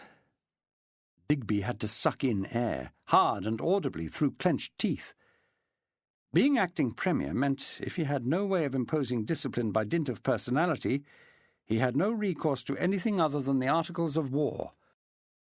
Pearce should have leapt to his feet as soon as he addressed him. That he had not done so was in itself a punishable offence, but looking into those defiant eyes he knew that even that threat would not wash. "Would you believe me if I said that it might be in your favour to do so?" Pearce was aware that the exchange had not gone unnoticed by the rest of the crew, just as he knew how much he had challenged Digby's authority by staying seated. Given that Digby was the only officer who had remotely shown any kindness, Pearce knew that the man did not deserve it. Slowly he stood and lifted his hand. Breathing stopped on the whole main deck then, with men wondering if he was going to hit the acting premier. The bugger was mad by all reckoning, so anything was possible. But Pearce put his fist to his forehead and gave him the required salute. "Aye, aye, sir." "Follow me," said Digby, turning away to hide his relief, quickly enough to see the eyes of the crew diverted. Having sent for Pearce, Ralph Barclay had the task of asking his wife to leave the cabin, including the coach, where she was wont to spend her time. It was a delicate task, because by doing so he alluded to the notion that she might eavesdrop. "I plead, my dear, the interest of the man himself, for we have seen that this Pearce has a high opinion and few manners. I fear he may say something untoward, and if it is overheard by you, I would have no choice but to react." "I will happily take a turn on the deck. With your permission, I may ask my cousin Mr. Burns to join me. I am agog to hear of his adventures." "I shall send for him," Barclay replied, thinking that to eavesdrop on that exchange would be illuminating. Emily was on the windward side of the quarterdeck by the time Pearce came aft, barefooted and coatless again. That part of the quarterdeck was the preserve of the ship's captain, a place where he, and she as his wife, were allowed to walk undisturbed in the freshest air available. That her eye was on the man of the hour was not to be remarked upon. Everyone on the ship was looking at him. All she got was a flick in her direction as Pearce crossed the divide, passing the mainmast and coming on to the officers' preserve. She tried to respond with an expression of reassurance, sure as she was that her husband, faced with her disapproval, was about to mellow. Burns came trailing in Pearce's wake, but Emily Barclay did not observe the looks he got from the crew, which could hardly be said to be flattering. "Mr. Burns, come walk with me and tell me what you've been up to. I'm sure now that you are a hero, Captain Barclay would not mind." Burns still hesitated, for the windward side was sacrosanct when the captain or his lady graced the deck. It was Digby, turning from having delivered his charge, who saved his face, being one of the people aboard yet to be told the whole truth about the cutting out of the Lady Harrington. He said, "Carry on, Mr. Burns. I'm sure the captain would have no objection." "Now, cousin," Emily whispered, "from the very beginning." Having had time to think, having talked to the captain, having heard himself referred to in heroic terms, and having faced and boasted to his fellow midshipmen, Toby Burns now had a story to tell that put him in a good light, from the moment he had warned Lieutenant Thrale that he was off course.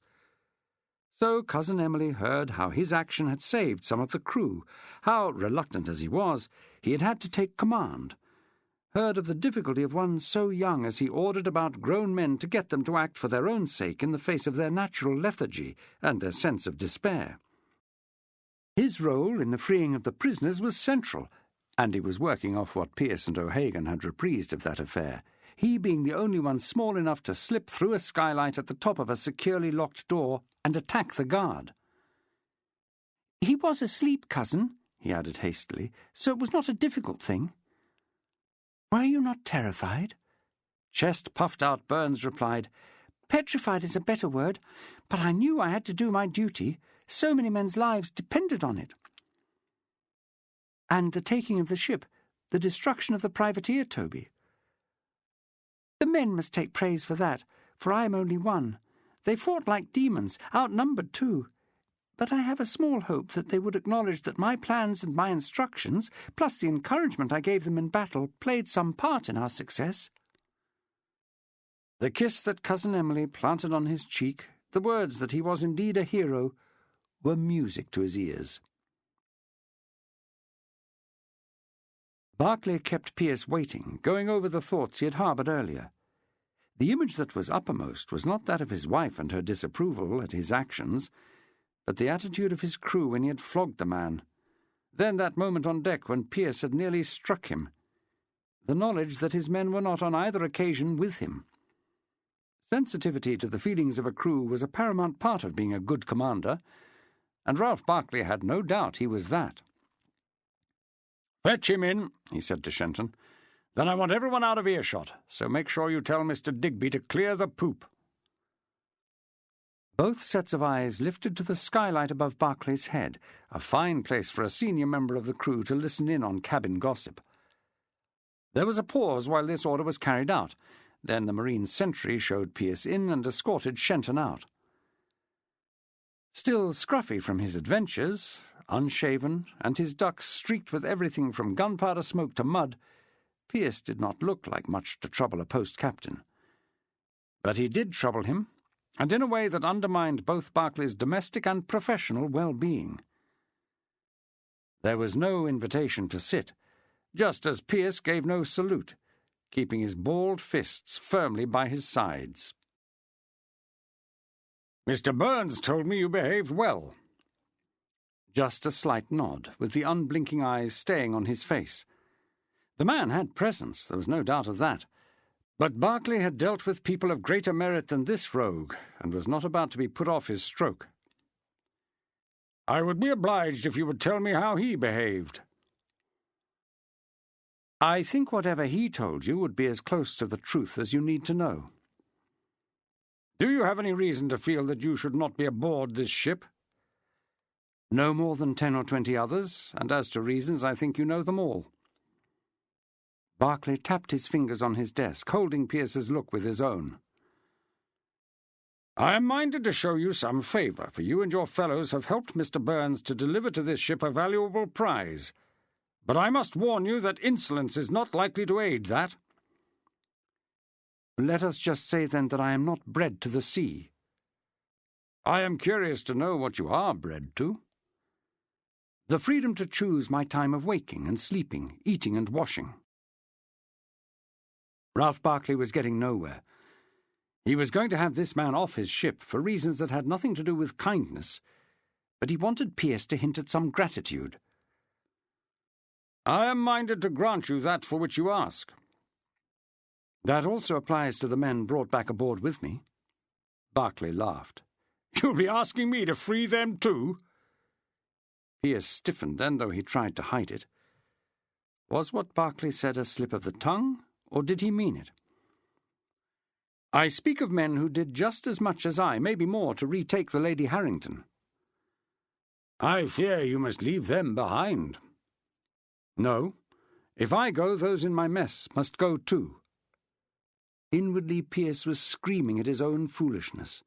He was being offered what he wanted most, and turning it down. "Am I to understand," Berkeley demanded, leaning forward with a smile of disbelief, "that you would forfeit your own chance to be out of the Navy for them?" God, thought Pearce, I'm as much of a gambler as this bastard before me, and just as likely to be a loser. Had Pearce been able to see inside his opponent's mind, he would have found a confused train of thought added to a tinge of jealousy which led inexorably to a clear conclusion for Ralph Berkeley. How would the freeing of Pearce look to Emily? There was a nagging suspicion that she had taken a shine to this fellow, hence the jealousy. Then there were his officers and the crew. How would the discharge of one man, whom he had flogged for paying attention to his wife, be perceived, let alone the release of several, when he was short-handed and clearly could not spare any men? Pearce was looking hard at Barclay, trying to guess what he was thinking, when the captain suddenly smiled, then nodded and said, "Very well. You may go and tell your mess to collect their possessions. Please be so good as to ask Mr. Burns to join me." Barclay picked up a quill, looked at Pearce, looked down again and said, "That is all." "It's our reward for taking that ship," said Pearce, when word came to get their dunnage together. "And I think he sees us all as trouble." "I care not," cooed Gerson, which earned him an old-fashioned look from Pearce, who, when he had said his mess, had somehow forgotten that Corney was part of it. Michael just beamed and said, "I am going to go and kiss that bastard Devereux on his one good cheek." Charlie Taverner was speechless but happy. Rufus doubtful. The one who stuck was Ben Walker. "I'll stay if you don't mind." Charlie was shocked. "We started together, Ben. We should stick together, mates." "In misfortune, Charlie," Ben insisted, his eyes slightly wet. "What are you going back to when you get ashore? The liberties, or a life outside dodging tipstaff warrants?" "I'm not going back to that, Ben, I swear, nor to London. I'll find a place where I'm unknown. Time I put my back into some work, made a bit of myself. Maybe together it would be easier to prosper." "I wish you joy," Ben replied, slowly shaking his head, a look of determination on his face. "I'm staying." Dysart, now with his arm in a sling, called from the steps to the lower deck. "Trunks are out of the hold. Come and get your dunnage. And Pearce, Mr. Lutchins says he wants a word." They made for the companionway, all except Pearce and Ben Walker. "You're sure, Ben?" "I am, Pearce. There's nought for me ashore." He let his eyes drift round the main deck. "Maybe if Abel was still alive I might go, for he was wont to see to our care. Charlie, well, I like him, but he's no feller to go relying on. Who knows? There might just be something here." "Ben, I have to ask you." He put a hand up as Walker stiffened. "And I know I have no right, but it would grieve me to go through life knowing you as I have without any inkling as to what kept you in the liberties." "I have a notion to know what brought you there." "It's a long story, Ben, but I do face arrest." "You?" It took a while, a degree of thought, before Ben said, "'Twixt thee and me?" "On my life, Ben." Walker's shoulders drooped as if disclosure added a weight to his conscience rather than relieving it. "A girl, Pearce. Love, another blade, handsome cove, tall like you and blue-eyed, a charmer. Then betrayal. I went too far to right matters. Made them worse." Pearce didn't have to ask how far was too far. It was all in Ben Walker's slumped posture. "Someone died? Someone dear. If Michael's God exists, I'm sure he will forgive you." "He'll have to, Pearce, for as sure as hell is hot, I will never forgive myself." Lutchins looked out of his little surgery to ensure no prying ears before he spoke to Pearce. "Here, take this letter." Pearce made no move to accept the folded paper being proffered. "If you don't, you will most certainly regret it." "Will I?" "Damn, you're a hard man to help," Lutchins replied in an exasperated tone. "This is to my father, and is about your father." "I'm not sure I like the sound of that." "You will when I tell you that my father is the Lutheran pastor of the Deutsche Kirche in London. You will be even more pleased if I tell you that Queen Charlotte particularly worships there often, the king less so. My father is highly regarded by both.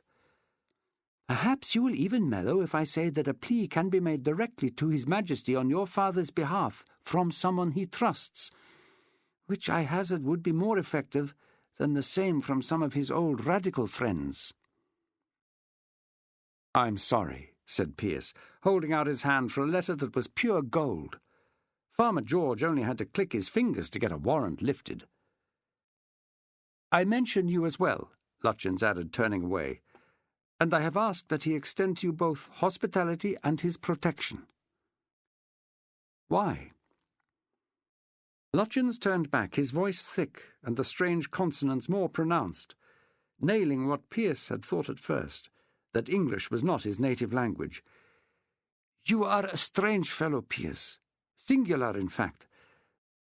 There are far too few like you, and no man should suffer merely for his bloodline, nor might I add for his beliefs. You should be free to do and say as you like, for if we are fighting anything, we are in conflict with a tyranny in France that will not accept the right of any man to that. That sounds remarkably akin to the American Declaration of Independence. That may be so, but it is what I have always believed. Now go, before I regret my altruism. Here are your orders, Mr. Burns, and a dispatch for the Admiralty. You are to take our Indiaman into port and hand her over to whichever senior officer has the command on that station. Then you will deliver this packet to Whitehall. Berkeley grinned. Pearce's letter was inside his own, and it would go into hands that knew how to exploit it. Let the arrogant sod suck on that. To you will go the glory of the capture, as well as the complete destruction of an enemy privateer. Who knows, you may even get a gazette to yourself and your exploits. Here also is a sealed request to any naval captain you encounter to leave your crew be. In short, not to press them. I have also enclosed papers of discharge for those in Pearce's mess, but I abjure you not to open them or hand them over until the fellows you will take with you are on dry land. Burns was not sure how to react. He was being given a ship to sail, and he had no idea how to do it. Then he brightened. The crew of the Lady Harrington did. Twyman had shown that already. All he would be obliged to do was have a cruise. I have asked Mr. Collins to allow you one of his senior master's mates to get you home. Berkeley stood up and held out his hand. I will, of course, accompany you to the ship, but I would like to shake you by the hand now, a sort of private farewell. Burns' podgy mitt was sweaty, his grip fish-like, which made Berkeley glad of his master-stroke. If Emily could be brought to show pity to a cove like Pearce, what would she do if young Burns got into trouble, which, judging by his lack of both courage and ability, was only a matter of time? And by sending him back to garner the credit for the capture of a British ship and the destruction of an enemy, he was doing the best he could for a relation by marriage by way of advancing his career. The numbers that came to see them over the side touched 12 mess. Berkeley had Toby Burns and the ubiquitous file of Marines sharing his transport, while Pearce and his fellows were allotted the jolly boat. Martin Dent came close to Pearce, grabbing his coat and pulling at it, looking at him in a strange way before running for the rigging. It was only when he moved that Pearce felt the bulk in his pocket, and an investigative hand clutched at his missing purse. How the boy had got it mattered not. It had been returned, and he was sure, with the same near 50 guineas inside as it had held when he came aboard. Dysart waved his one good hand as the boats pulled away, shouting, "Scots were he!" And much to Cornelius Gerson's embarrassment, Molly loudly called his name and then blew him a kiss. Ben Walker did not show, which disappointed the four in the boat, but Martin Dent was by that time in the very height of the tops, legs entwined round the cross-trees, both arms swinging a farewell. On the poop, Emily Berkeley, standing with Lutyens, had to stop herself from giving a parting wave to the pressed men, the same kind as she had given to her cousin. And she was proud, not for the fact that her views had prevailed, but because her husband, too long a bachelor, too long in the Navy, had come to see sense and to begin to act like the kind soul he truly was. At that moment she was looking to the future, to marriage and life aboard ship, with great confidence. "Right, Mr. Twyman. I am putting aboard Mr. Burns in command of the prize, and a master's mate to sail her home." "You can do as you wish, Captain Berkeley. It'll make no odds. This vessel is salvage, and that is that. As I have said, a matter for the court. Behind him, Pearce and his party were coming aboard. Twyman had seen them approach, but was surprised to see them bearing ditty bags, for he had heard from their lips that Brilliant was short-handed. "Here I have gifted you 5 hands. Not the best, I grant you, but good enough to haul on a rope, plus a master's mate to undertake navigation, 6 men in all. You will oblige me by selecting the same number from your crew to take their place aboard my ship." "I'm damned if I will, sir. You're not at liberty to press from a convoy ship." "But you are no longer on convoy. You are setting sail for home waters." "But, Marines," was all Berkeley said then, not loud, but it brought down a line of muskets nevertheless. "As I say, Twyman, you choose. I do not wish to usurp the right to decide what men I shall take, but I will if I have to." The inference was plain. Tally off some men, or you will be the first one in my boat. Those left behind were still cursing Berkeley's perfidy when the 2 vessels parted company, HMS Brilliant setting all sail to the west and her convoy, the Lady Harrington, as much as she could safely carry, to the northwest. The master's mate Berkeley had sent aboard insisting that was necessary to avoid the deadly waters around the Channel Islands. Standing by the shrouds after his breakfast, watching other members of the crew go aloft, Michael O'Hagan and Rufus Dommett included, Pearce was conscious of the trepidation that held him back, and that knowledge annoyed him. No one had challenged him, and there was no authority ordering him to go against his own inclinations to keep his feet firmly rooted to the deck planking. Sailing the Lady Harrington was very different from sailing a frigate, not comfortable exactly, but leisurely in comparison to the loud and persistent demands to "double up" that were such a feature of life aboard HMS Brilliant. Sails seemed to be set and taken in at a pace to suit the crew, not the demands of some naval captain's vanity. He had to assume that in bad weather things would be different, self-preservation would demand swift action, but on this short voyage home the weather was as benign as the discipline. Pearce knew he could climb to the mainmast cap, and he could recall the feeling of superiority, indeed almost of pleasure, which such an ascent had given him. But could he go higher, to the actual tops, a place where boys like Martin Dent could get to with ease? And if he could, why would he want to? He supposed he would, because of the devil in him. That trait his father so gently deplored, the need his son seemed to have to be better than other men, to ride a horse faster, to pin an opponent swiftly on the point of an épée, or slash at his head-guard with a sabre, to be the first to attempt a seduction, moving to introduce himself while others, his peers in age and aspiration, held back. As these thoughts filled his mind, Pearce was already climbing. At the lower mast-top he acknowledged an amused shake of the head from Michael O'Hagan before placing a foot on the much narrower shrouds that led up to the tops, noting that they were less springy, more taut than those below. They narrowed ever more as they passed the access point to the topmast, until at the cap they were no wider than his own shoulders, while at his feet only a few strands stretched crossways. The wind, gentle on deck, tugged at his clothing and chilled his body. Hauling himself on, he joined the fellow posted there as lookout in a space a third of the size of the platform below. The cap consisted of a mere 3 strakes of thick, square timber, and at this height he was much more aware of the motion as the Lady Harrington dipped and rose on the ocean swell. Aware, but not in any way alarmed.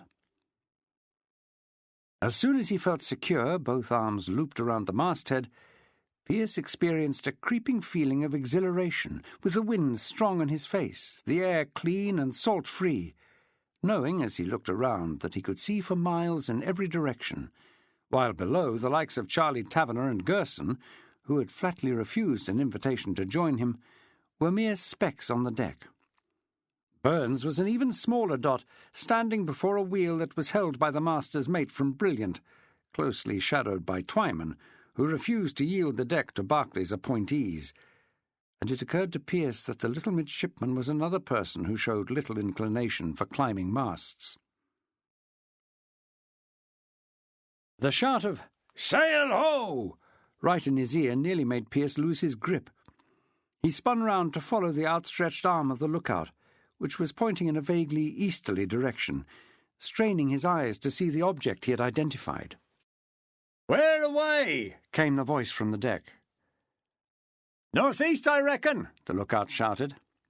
As he did so, something rose from the grey edge of the horizon, and Pearce saw the tip of a mast, maybe a sail, and most certainly a streaming triangular flag. "She's showing a man-of-war pennant."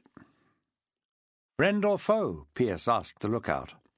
The answer was grudging, for he was with a fellow who had seen his mates pressed in the Navy, to be replaced by a lot he considered useless buggers. "Won't know that for an age yet, till she's hull up, and maybe then she might be flying false colours."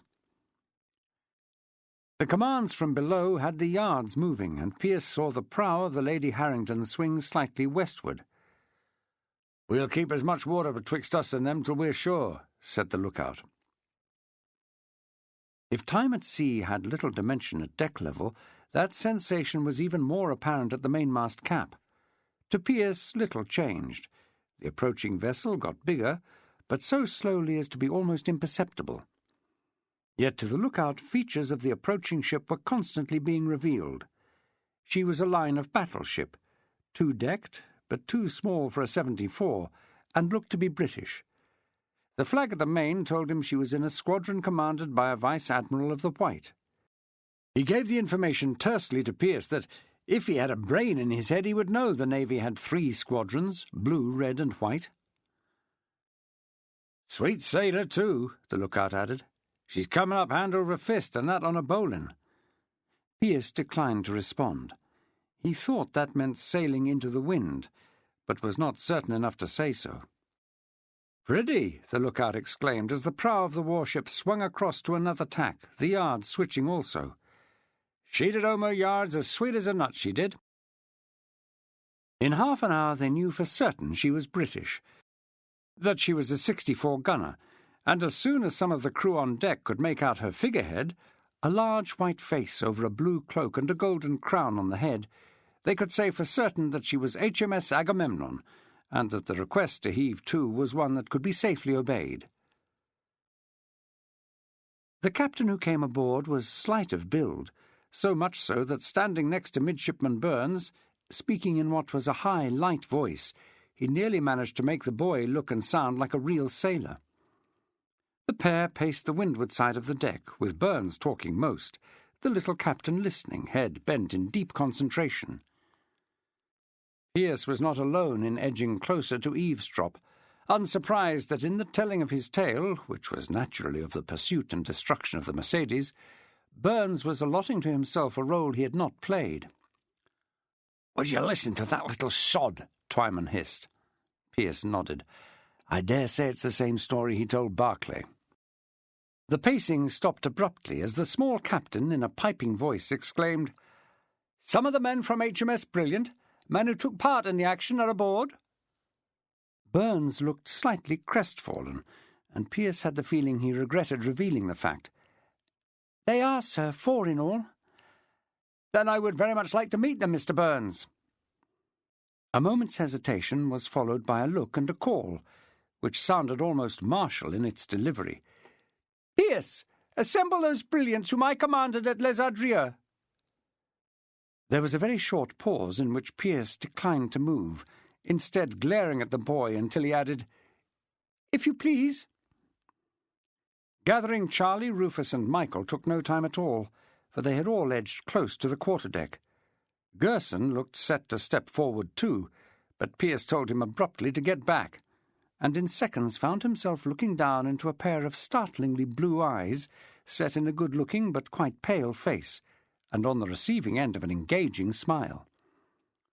The captain wore his officer's hat across his head rather than front to back, which rendered clear his look of indulgent inquiry. "Captain Horatio Nelson, at your service. You are?" The reply, John Pearce, was unavoidable, given that Burns had used that name, and thankfully it produced nothing but a nod. As this Nelson moved along, introducing himself to the other 3 with the same pleasant manner, Pearce looked at Burns, who wore on his face a look of deep concern. If Nelson asked any questions, Pearce and his friends were in a position to ditch him, to tell the truth about what he had done. 4 voices against one would entirely destroy the image he had created with this visitor. But crushing Burns would not do him or his friends any good at all, despite any satisfaction it might give. He heard Nelson ask Michael to describe his part in the operation, and cut across the Irishman to answer. It was a joint affair, Captain Nelson, in which everyone played their part in what was a very confusing occasion. For any one man to single out and relate his own efforts would of necessity be partial, and quite possibly inaccurate. And I think it is worth reminding ourselves that nothing could have been achieved without the aid of the crew of the Lady Harrington, led by Mr. Twyman, who was standing by the wheel. "Well said, fellow," Nelson replied. Looking at the speaker, he did not see the glare aimed at Pearce by Michael O'Hagan. "I have been in the odd scrap myself, and have found it hard in the aftermath to remember clearly what has occurred." For a moment Pearce wondered if Nelson was as much of a liar as Midshipman Burns. He didn't look as though he could punch a hole in a paper bag, never mind take part in a proper scrap. "Well, let it be enough to say that I congratulate you all. 'Tis a fine thing you have done, and I dare say when the news reaches England it will do much to cheer the folk at home. Mr. Burns, time and tide do not wait, and I have my orders for the Mediterranean. But let me say before I go back aboard Agamemnon that should you ever need a berth and I have a ship, I would consider it an honour if you would apply to me for a place." Nelson spun slowly round, taking in the whole deck as he added, "And quite naturally, I would welcome any man here to join my crew. Good day to you all, and Godspeed." They watched, rocking on the swell, as Nelson's barge made the short trip back to his ship.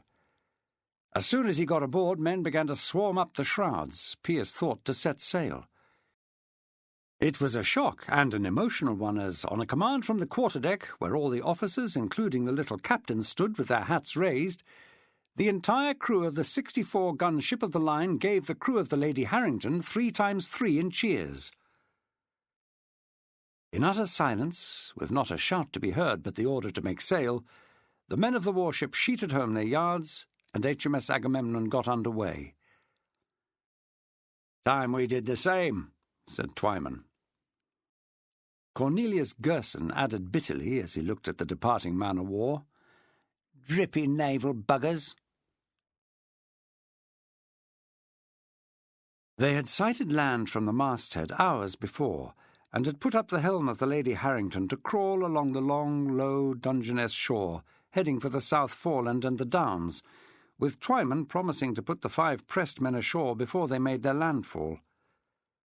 In light airs there was nothing to do, and Pearce was on the quarterdeck in front of the wheel, in the place where, aboard HMS Brilliant, Berkeley would stand, thinking of the past 2 weeks and what had occurred.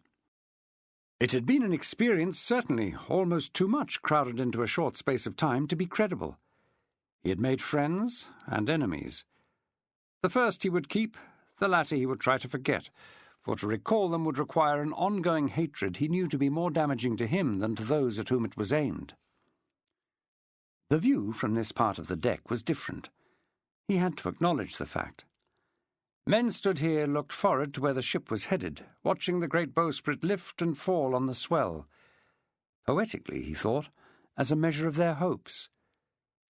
But it was just wood beneath his feet, the same wooden planking that graced the other parts of the deck. What made the denizens of a warship's deck different were their uniforms and rituals, that allied to centuries of tradition. He had learnt that a ship, small East Indiaman or man-of-war, was a complex affair, that the ropes, blocks, tackles and rigging represented a world of knowledge that could take years to acquire, and then only if what had been learned passed down from those who had sailed the seas before, and that was before anyone had decided to take these great engines of war or commerce anywhere. Navigation was a whole other art, seamanship the same, the ability to spot what was going to happen in the way of weather from the run of the sea or the colour and composition of the sky. But much as he admired the competence of those who sailed these ships, who could not but wonder at what they put up with? If accommodation had been tight in the frigate, it was more so on this Indiaman, The crew, including the Pelicans, was confined to a tiny forepeak, barely big enough to hold them all, so that space could be saved for cargo. Midshipman Burns, now once more pacing the windward side of the quarterdeck, still pretending to be an officer and a gentleman, abrogated to himself half the great cabin, with Twyman using the other half. It was the same on a merchant ship as in the Navy. Those with wealth and position acquired more, and the space to enjoy the luxury it provided. Those with little toiled as they were directed, though life was much easier on a trading vessel than a warship, before hauling themselves into cots in a stinking pit where privacy was unknown and comfort wholly absent. Idly looking at what ships were passing, going up and down the channel, Pearce rehearsed his plans for getting to London and Lutchen's father without risk. The idea was that they would go ashore this very night as soon as it was dark, close enough to Dover, St. Margaret's Bay had been mentioned, to be able to walk to one of the coach stops between there and Canterbury without risking the port itself for fear of bounty-hunting crimps. Charlie and Rufus had opted for rural Kent, well away from the metropolis. He would go on to London with Michael for company. He would need new clothes, for the coat that he had worn when taken up was torn and useless, and a big hat, one that created shadow enough to hide his face. "Armed cutter signalling, Mr. Burns," said the master's mate that Barclay had put aboard. "Signal is to heave to. They'll be after hands." Pearce followed the pointed finger to observe a small ship with one great mast, which seemed to dwarf the hull, beating up the coast towards them. "Oblige him," Burns replied in his squeaky voice, "though I fear he's in for a grave disappointment." Then he made for the cabin to fetch the papers Captain Barclay had given him. All the pressed men had been told that it was common for ships to be apprehended once they were in soundings, the point where a lead line could touch the bottom of the sea. It was from that source, incoming merchant vessels, that the Navy took most of its crews. The news brought everyone on deck to stare at the approaching cutter, a tiny affair dwarfed by the ship she had ordered to halt, though with gun ports that showed she had teeth. Expertly, the man who conned it brought the vessel under the Indiaman's lee and backed the sails, edging on the rudder until the sides touched by the man-ropes Byrne had seen rigged, and a blue-coated officer could clamber aboard. As he came on deck, he showed surprise at who walked the quarterdeck. Not some flushed, full-of-wealth India captain, but a slip of a naval mid with his hat off his head. "Lieutenant Benjamin Colborne at your service," the officer announced, returning the compliment with the hat. "The prize ship Lady Harrington," piped Burns, "taken by HMS Brilliant, Captain Ralph Barclay commanding." "Salvage!" barked Twyman, as he had done every time the word prize was uttered. That raised an eyebrow, and a discussion followed in which Burns put Brilliant's case and Twyman that of the Indiaman crew, neither with true clarity, producing on the face of the lieutenant a look of wry amusement. "You had best make up your mind, gentlemen," he said finally. "Your ship is in soundings, and therefore I have the right to press some of your crew for service in the Navy, that is, if you are salvage. A prize, of course, is different." Pearce looked him up and down. Colborne was tall, well-mannered, neatly dressed, but stooped. "My captain gave me these to cover this very moment," said Burns, handing over a letter.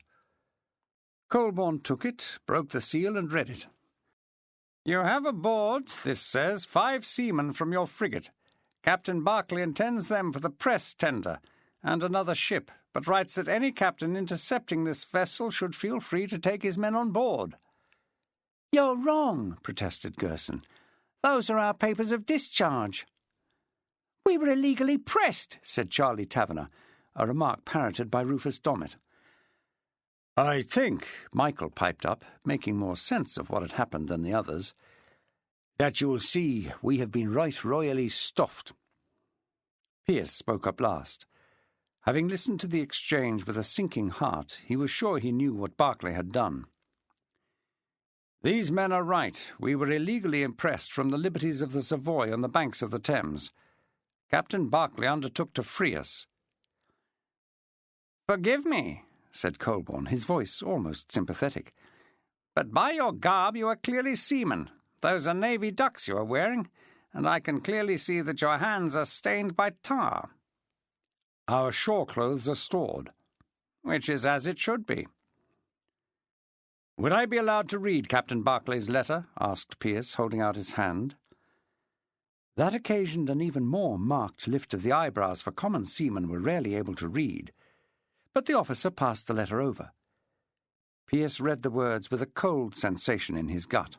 Their names were listed, their rating as landsmen, and the words this lieutenant had just quoted. There was one last chance, and he turned to the confused midshipman. Mr. Burns, I feel after what has happened, and with the glory you will gather from it, you may feel you owe us a favour. Captain Barclay asked me how you had fared, and for the sake of your being our comrade, I declined to tell him the whole truth.